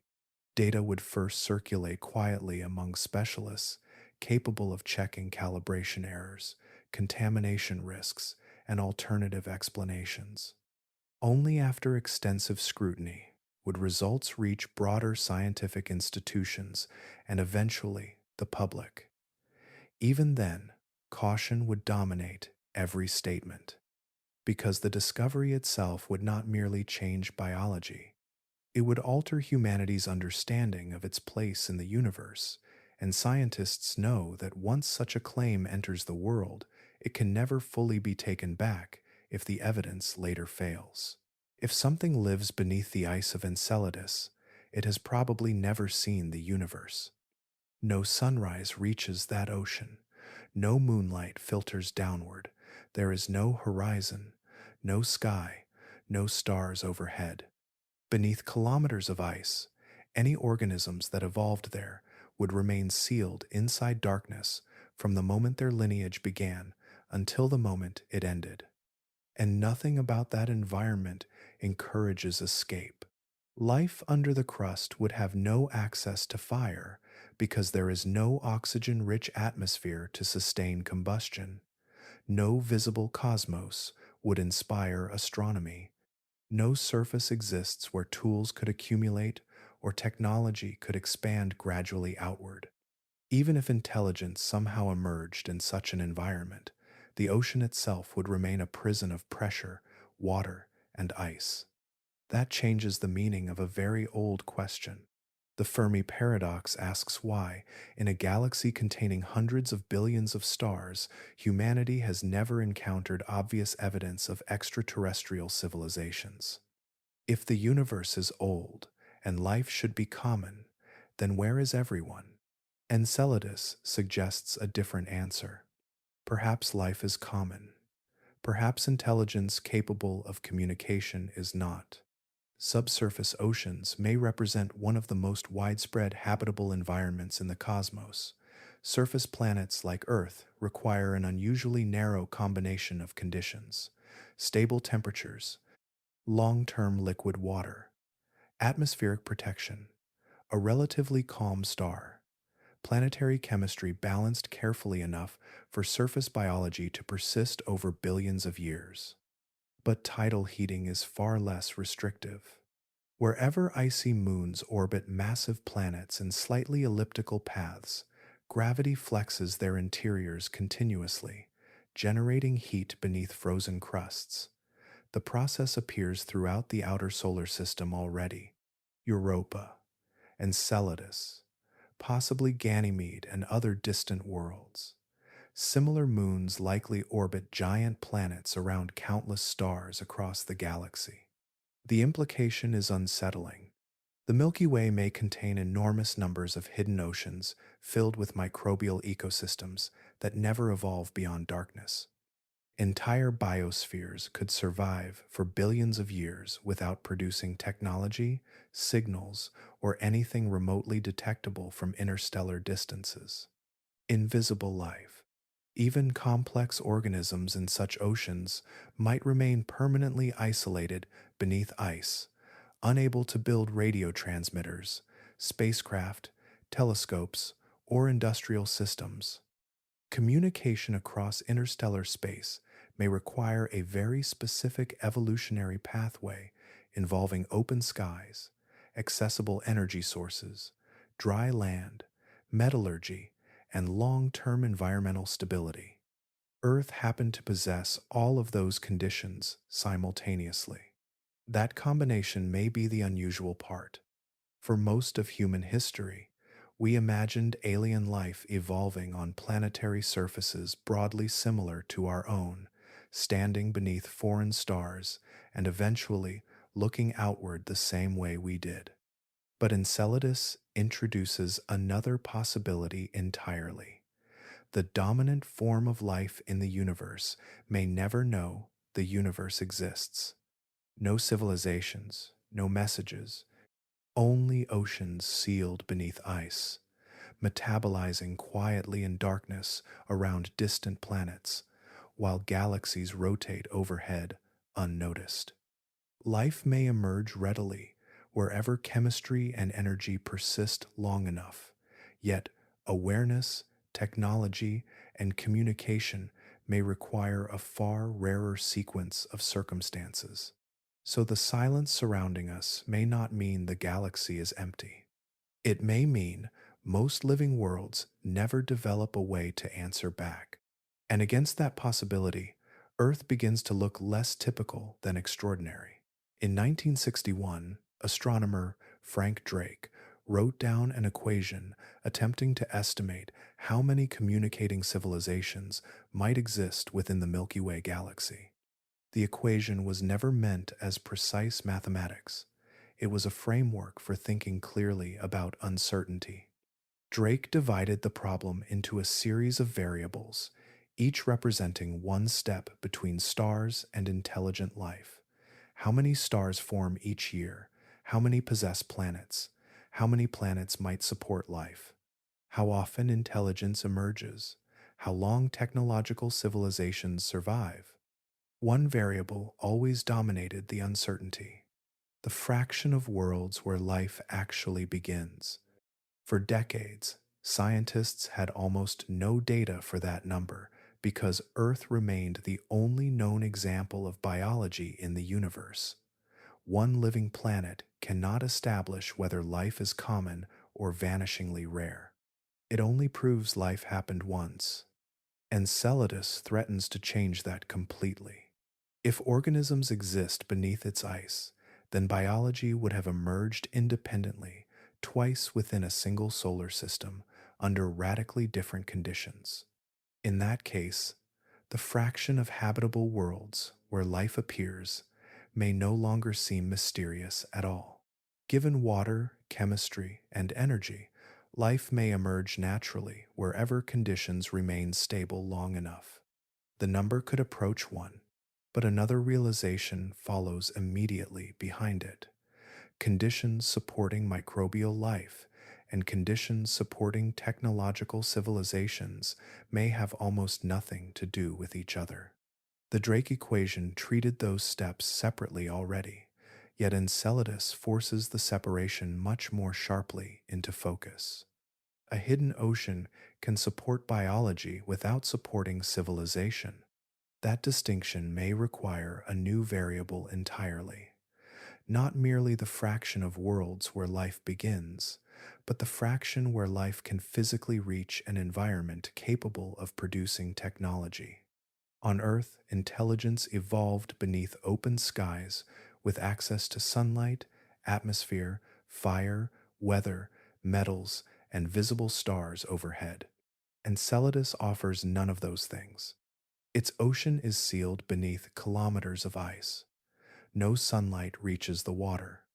No dry land exists where tools could accumulate gradually over generations. No atmosphere connects the ocean to space. Even if complex organisms evolved there, the environment itself may permanently prevent technological development. The probability of spacefaring civilization on such worlds may effectively remain zero forever. That possibility transforms the larger picture of the galaxy. Instead of imagining a universe sparsely populated by rare biological accidents, we may inhabit a cosmos crowded with microbial ecosystems trapped beneath ice, buried underground, or isolated within chemically hostile oceans incapable of producing detectable civilizations. Life everywhere, intelligence almost nowhere. SETI, the search for extraterrestrial intelligence, has spent decades listening for radio signals and searching for technosignatures, meaning evidence of advanced technology detectable across interstellar distances. But those searches assume civilizations emerge commonly once life begins. Enceladus suggests the assumption may be wrong. The silence surrounding Earth may not indicate an empty galaxy. It may reflect a universe where most living worlds never produce radio transmitters, spacecraft, or industrial systems at all. Biology may thrive quietly in hidden oceans throughout the cosmos, while remaining permanently invisible to distant observers. In that reframed equation, humanity becomes something stranger than rare life. Rare access, a species born on the surface of a world where the universe itself could be seen. Human history has already survived several moments where the universe became larger than we expected. Before the 16th century, much of humanity believed Earth stood at the center of creation. Then Nicolaus Copernicus proposed that our planet orbited the sun instead. The shift was mathematical at first, but gradually it became psychological. Humanity moved from the center to one world among many. Centuries later, Charles Darwin introduced another displacement. Humans were no longer separate from nature. We emerged from the same evolutionary process, shaping every other organism on Earth. Again, the scientific argument arrived first. The emotional consequences unfolded slowly afterward, across generations, cultures, and institutions. A confirmed organism beneath the ice of Enceladus could become a third transition. Not intelligence, not civilizations, only life. Yet even microbial confirmation would permanently end the idea that biology belongs exclusively to Earth. The oldest assumption in human history, that life emerged once and only once in the universe, would collapse immediately. Surveys already suggest many people believe they are prepared for that possibility. In international polling conducted through organizations like Pew Research and the European Space Agency, majorities across multiple countries reported they would react with curiosity rather than fear if microbial extraterrestrial life were discovered. But intellectual preparation and emotional transformation are not the same thing. Theological institutions have quietly considered this scenario for decades. Vatican astronomers have publicly stated that microbial life elsewhere would not contradict Catholic doctrine. Some Islamic scholars have similarly argued that divine creation was never required to stop at Earth alone. Jewish and Hindu philosophical traditions contain interpretations broad enough to accommodate life beyond our planet as well. The deeper challenge may not be theological at all. It may be moral. If living organisms exist beneath the ice of Enceladus, what obligations do we owe them? Microbes possess no consciousness as we understand it, no language, no visible individuality. Yet they would represent an entirely separate genesis of life, a second biology, an independent origin story occurring beneath another world. Would that ocean deserve protection?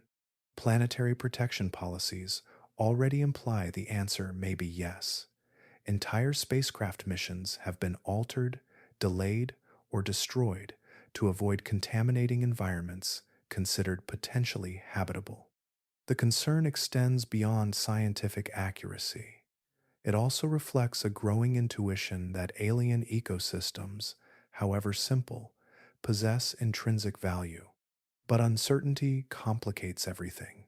If Earth microbes already reached Enceladus accidentally during earlier flybys, then the ethical boundary between preservation and contamination may already have been crossed without anyone realizing it at the time. Future confirmation of life there would immediately raise uncomfortable questions about responsibility and irreversible human influence. And beneath all of this sits a quieter change. What happens inside a person once they fully internalize that life exists somewhere else in the darkness between planets? Not science fiction, not speculation, reality. History suggests transformations of worldview unfold slowly. Copernicus, Darwin, and modern cosmology each required generations before their implications settled deeply into ordinary human consciousness. But modern communication moves differently now. discovery travels instantly across the planet. If confirmation comes within this century, humanity may experience one of the largest philosophical shifts in its history almost all at once. For the first time, the word life would no longer mean only us. Long before telescopes existed, human beings were already asking the same question. We asked it beside fires. We asked it beneath desert skies and over open oceans. Ancient astronomers carved the stars into myths, while sailors crossed black water, guided by constellations they did not understand mathematically, but trusted completely. Across civilizations separated by continents and centuries, the question persisted with remarkable consistency. Are we alone? The strange thing is that the answer may have been orbiting Saturn the entire time, not hidden in distant galaxies beyond our reach, but inside an ocean approximately 1,400,000,000 kilometers away, sealed beneath ice and darkness, while humanity passed through its entire recorded history unaware. If something lives there, it has been alive continuously through everything. While the pyramids were built, while languages formed and disappeared, through empires, extinctions, migrations, wars, revolutions, births, funerals, and every ordinary human moment ever experienced on Earth, microscopic organisms may have persisted quietly beneath the frozen crust of Enceladus, metabolizing in total darkness beside hydrothermal vents no human eye has ever seen. Two living worlds, one solar system, and until recently, neither knew the other existed. That separation feels almost impossible to picture fully. Life in Enceladus's ocean, if it exists, has no awareness of Saturn hanging above the ice. It has no concept of space, planets, stars, or galaxies. It cannot imagine the machine that crossed billions of kilometers to sample particles from its ocean indirectly. It cannot know that another species, born under sunlight on a distant rocky planet, has begun wondering about it obsessively. The isolation is complete, not merely physical, but existential. On Earth, even the most remote ecosystems remain connected ultimately to the same biosphere. Ocean trenches, forests, deserts, glaciers, and volcanic vents all belong to one living planetary system sharing common ancestry. But Enceladus would represent something entirely separate, a second Genesis unfolding in parallel silence. No shared history, no communication, only coincidence. And yet we reached it anyway. A spacecraft assembled by thousands of human beings crossed the solar system, altered its trajectory, and flew through material erupting from another ocean world by what now feels almost improbably narrow circumstance. A slight difference in mission planning, a canceled maneuver, an instrument malfunction, and the evidence might have remained unnoticed for decades longer. But now the question exists permanently. If life is there, then for the first time in history, humanity is not imagining hypothetical biology somewhere abstract and unreachable. We are confronting the possibility of a neighboring ecosystem separated from us, not by impossibility, but by distance, time, and ice.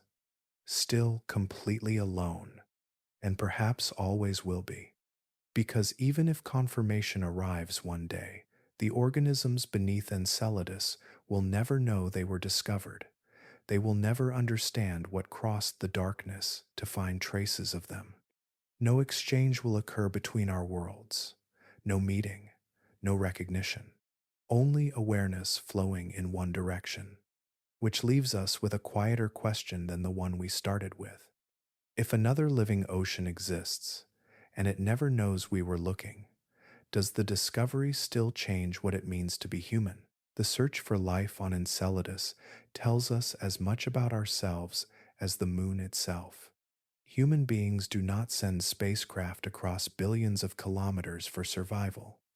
No resource on Enceladus will solve hunger, prevent war, or repair Earth's climate.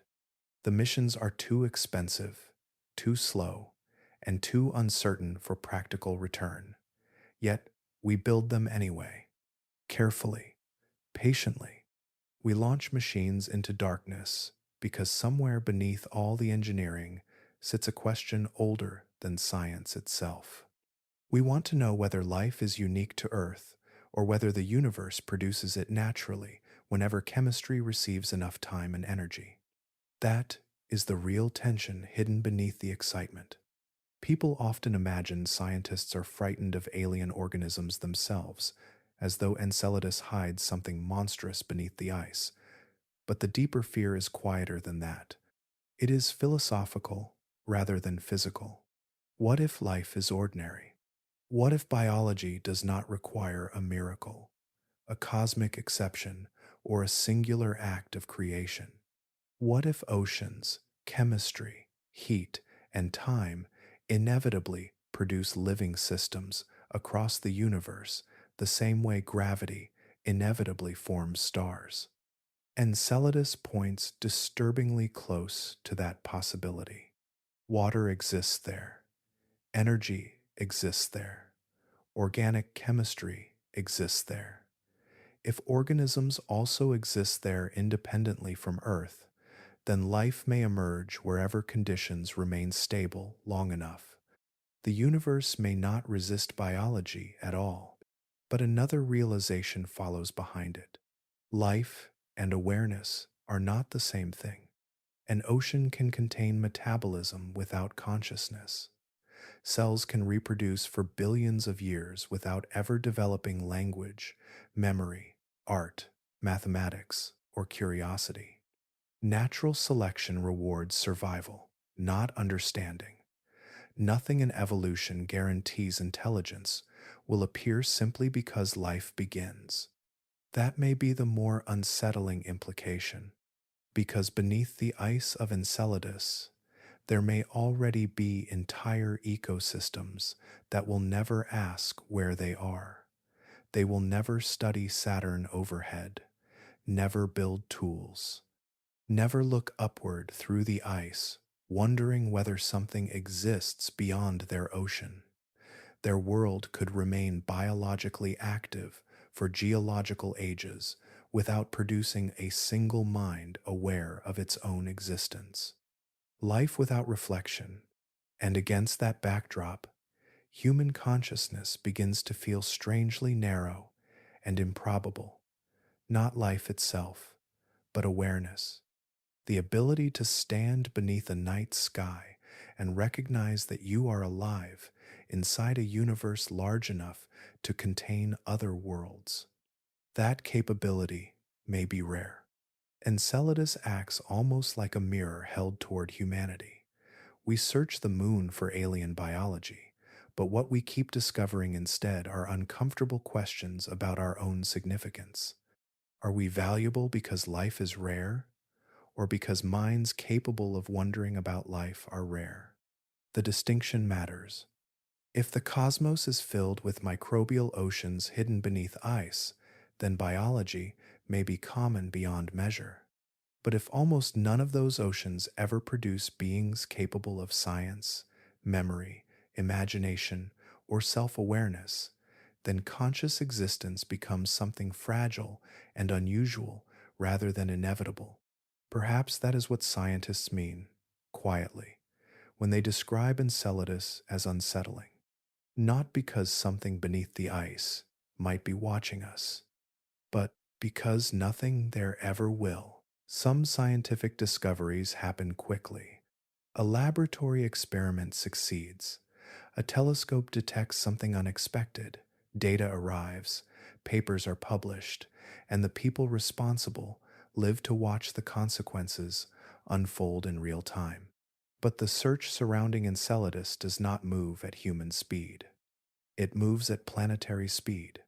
Even if the proposed Enceladus Orbolander receives full approval soon, the spacecraft would still require years of design, testing, assembly, and launch preparation before ever leaving Earth.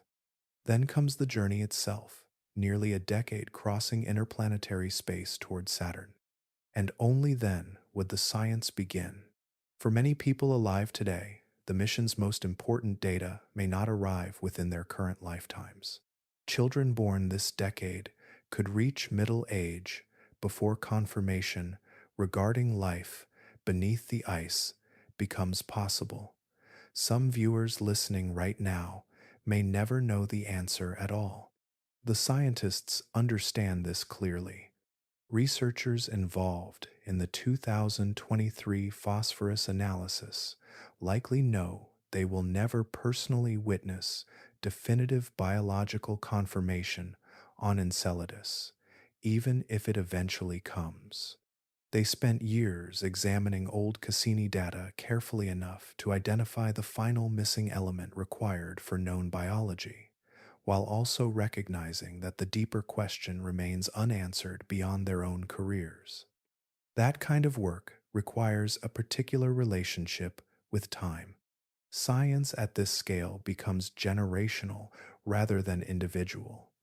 Cassini itself demonstrates that reality almost perfectly.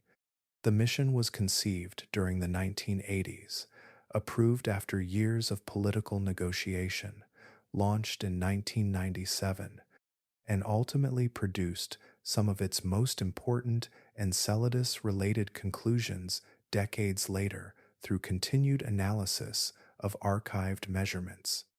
Nearly 40 years passed between concept and consequence. The pattern continues now. Graduate students and early career engineers currently designing possible Orbolander instruments may be in their 60s or 70s before those systems finally descend toward the south polar terrain. Some may retire long before the mission reaches Saturn. Others may never see launch approval at all.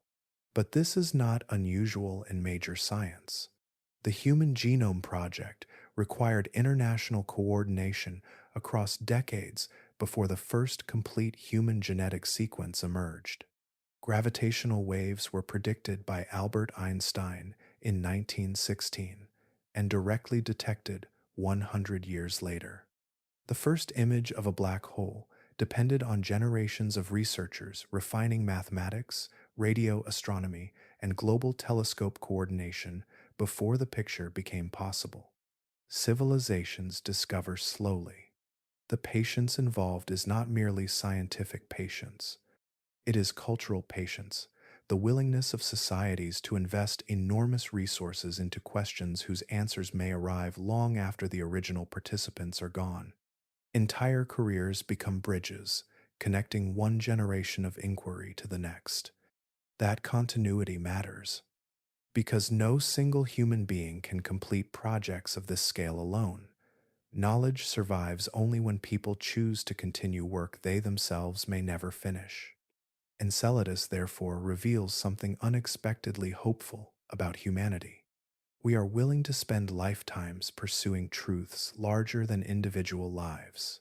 A species capable of launching fragile machines across the solar system without certainty of reward is also a species capable of caring about answers it may never personally receive. And perhaps that willingness, more than the technology itself, is what makes exploration possible at all. Near the end of its mission, Cassini began doing something no spacecraft had attempted before. It started diving repeatedly through the narrow gap between Saturn and its innermost rings, a region scientists had never directly explored because the risk was considered too high. Dust particles moving at orbital velocity could damage instruments or destabilize the spacecraft entirely. But by that point, the mission team understood Cassini was nearing its conclusion anyway. So they used the ending fully. The sequence became known as the grand finale. 22 final orbits threading between the planet and the rings with extraordinary precision. During each pass, Cassini gathered measurements of Saturn's gravity, magnetic field, atmosphere, and ring structure while moving through an environment no human machine had previously entered. Every orbit reduced its remaining options. Mission planners already knew the spacecraft could not be left drifting indefinitely. Eventually, gravitational interactions might alter its trajectory unpredictably. A future collision with Enceladus or Titan, however unlikely, could never be fully ruled out. So the final path had already been chosen. September 15th, 2017. At 7:55 in the morning Eastern Time, Cassini transmitted its last signal toward Earth while descending into Saturn's upper atmosphere. As atmospheric pressure increased, the spacecraft lost stability gradually. Thrusters fired automatically, trying to maintain antenna alignment with Earth until the force became too strong. Then the signal stopped. No explosion was visible. No final image arrived afterward. Cassini simply ceased transmitting while moving deeper into Saturn's atmosphere, where friction and pressure destroyed the spacecraft completely. Its materials vaporized and dispersed into the planet it had spent 13 years studying in orbit. In physical terms, that was the end. But the mission left behind an extraordinary scientific archive. Over the course of its lifetime, Cassini returned approximately 453,000 images and more than 635 gigabytes of scientific data. Researchers have already published nearly 4,000 peer-reviewed papers using those measurements, and the number continues rising years after the spacecraft itself disappeared.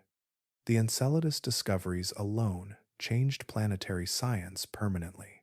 Every current hypothesis involving subsurface oceans, hydrothermal vents, plume chemistry, methane production, and possible extraterrestrial biology rests fundamentally on information gathered by one spacecraft launched before most of those questions were even considered realistic. That remains one of the strangest parts. Cassini was never specifically designed to search for life on Enceladus. The mission targeted Saturn broadly. Enceladus was originally a secondary object of interest, one moon among many. Yet the spacecraft encountered evidence important enough to reshape humanity's understanding of habitability across the solar system. Attached to Cassini was a plaque listing the names of people who helped build it. Some engineers and scientists named there died before the most important Enceladus discoveries emerged from the data. They contributed to a mission whose full significance unfolded beyond their own lifetimes. There is something quietly moving about that continuity. Cassini itself is gone now, but the ocean remains beneath the ice. The methane remains unresolved. The chemistry remains real. The questions raised by those flybys cannot be erased because the measurements already exist. A machine built by human hands crossed the solar system and found evidence suggesting another living environment may exist nearby. And even after the spacecraft vanished into Saturn, that possibility stayed behind. At this exact moment, while cities sleep and satellites cross the night sky above Earth, Enceladus is still erupting silently into space. Beneath approximately 30 kilometers of ice, below a surface colder than most natural environments we can imagine, an ocean remains liquid in complete darkness. No sunlight has ever touched that water. No sunrise has ever moved across its horizon because there is no horizon there at all. Only pressure, heat, chemistry, and possibly life. If organisms exist within that ocean, they are almost certainly simple beyond anything we emotionally associate with alien life. No eyes wait beneath the ice. No intelligence studies the stars overhead. There may be no nervous systems, no awareness, no experience of existence in any conscious sense. yet they would still be alive. Minute by minute, chemical reactions would continue within microscopic cells, drifting through black water near hydrothermal vents. Molecules would be exchanged, energy transferred, methane released slowly into the surrounding ocean, before eventually traveling upward through fractures in the ice shell. And one day, after an unimaginably long ascent through darkness, some fraction of that methane would escape into space. Cassini flew through those plumes. That fact remains almost difficult to absorb fully. A machine assembled on Earth crossed the solar system and passed directly through material originating from another ocean world. The particles collected inside its instruments may not have been merely frozen water and minerals. They may have contained chemical traces produced by living metabolism deep beneath the ice. The spacecraft itself could not know the difference. Neither could the scientists at the time. The instruments were not sensitive enough to answer the question completely. They gathered fragments of evidence without certainty, carrying them silently back across billions of kilometers toward a species still debating what it had found. The universe rarely announces important moments clearly. No signal emerged from Enceladus telling humanity where to look. The moon had likely been erupting continuously for millions of years before any living beings on Earth understood what Saturn even was. Entire geological ages passed, while those plumes dispersed unnoticed into space, with no observers anywhere nearby. Then something changed almost accidentally. A trajectory adjustment, a meeting between scientists, a camera aimed correctly during a flyby, small decisions accumulating quietly until humanity became aware that one of the most important astrobiological environments in the solar system had been active beside us the entire time. The fragility of discovery becomes difficult to ignore.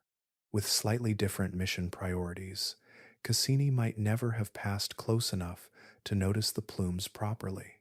Funding changes, launch failures, software problems, or a single canceled maneuver could have delayed these discoveries for generations longer. The ocean would still exist beneath the ice, exactly as before, completely indifferent to whether anyone knew about it. But now we do know something. Not enough for certainty, not enough for confirmation, yet enough to understand that beneath Saturn's rings sits a moon containing water, chemistry, heat, and unresolved methane rising continuously from darkness into space. And somewhere within that uncertainty rests one of the oldest human questions ever asked, still unanswered, but no longer entirely hypothetical. Long before we understood what Enceladus was, it moved silently around Saturn in darkness.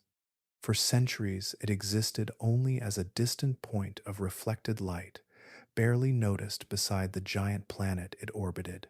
Astronomers cataloged it, telescopes tracked it, textbooks mentioned it briefly. Almost nobody imagined it mattered. It was too small, too cold, too far away. Then a spacecraft arrived carrying instruments built for other purposes, following a mission plan designed around Saturn itself rather than the frozen moon drifting nearby. And slowly, almost reluctantly at first, the evidence began to accumulate. Heat where there should have been none, fractures venting water into space, salts, organics, hydrogen, phosphorus, an ocean beneath the ice. By the end of the journey, the checklist that astrobiologists had spent generations discussing theoretically was no longer theoretical at all. Water existed there, energy existed there, organic chemistry existed there. The elemental requirements for life were present together within a stable environment that may have persisted for immense spans of time. The question changed shape. For most of human history, we asked whether life beyond Earth was possible. Now we find ourselves in a quieter and far stranger position, the conditions no longer appear hypothetical. Instead, we wait to learn whether our tools are finally sensitive enough to confirm what the chemistry has already been suggesting. And that is where the unease enters. Not fear of monsters, not fear of invasion. The deeper discomfort comes from the possibility that the universe produces life naturally whenever circumstances allow it. That biology may emerge from chemistry with the same inevitability that stars emerge from gravity. If that is true, then Earth was never unique in the way we once believed. Somewhere, approximately 1,400,000,000 kilometers from where you are resting now, beneath an ice shell wrapped around a moon smaller than the British Isles, liquid water still moves through darkness. Hydrothermal systems may still be venting minerals across an unseen seafloor. Methane may still be rising slowly upward through buried fractures toward the surface above. And within that ocean, something may already be alive. Not ancient civilizations, not voices waiting to speak across the stars. Perhaps only microscopic organisms suspended in black water, unaware of Saturn overhead and unaware of the species that cross the solar system searching for them. But life, nonetheless. We have not confirmed it yet. The answer remains unfinished. Still, there is something extraordinary in knowing how close we came to hearing it at all. A species that evolved beneath sunlight on a rocky world, learned to build machines, crossed billions of kilometers of empty space, and flew directly through the frozen breath of another ocean. Then we listened. Tonight, Enceladus continues exactly as before. The plumes still rise beyond Saturn's rings, dispersing silently into the dark. And somewhere inside archives on Earth, within streams of data returned across years of travel, the oldest question humanity ever asked may already contain its answer, waiting patiently for us to understand what we are looking at.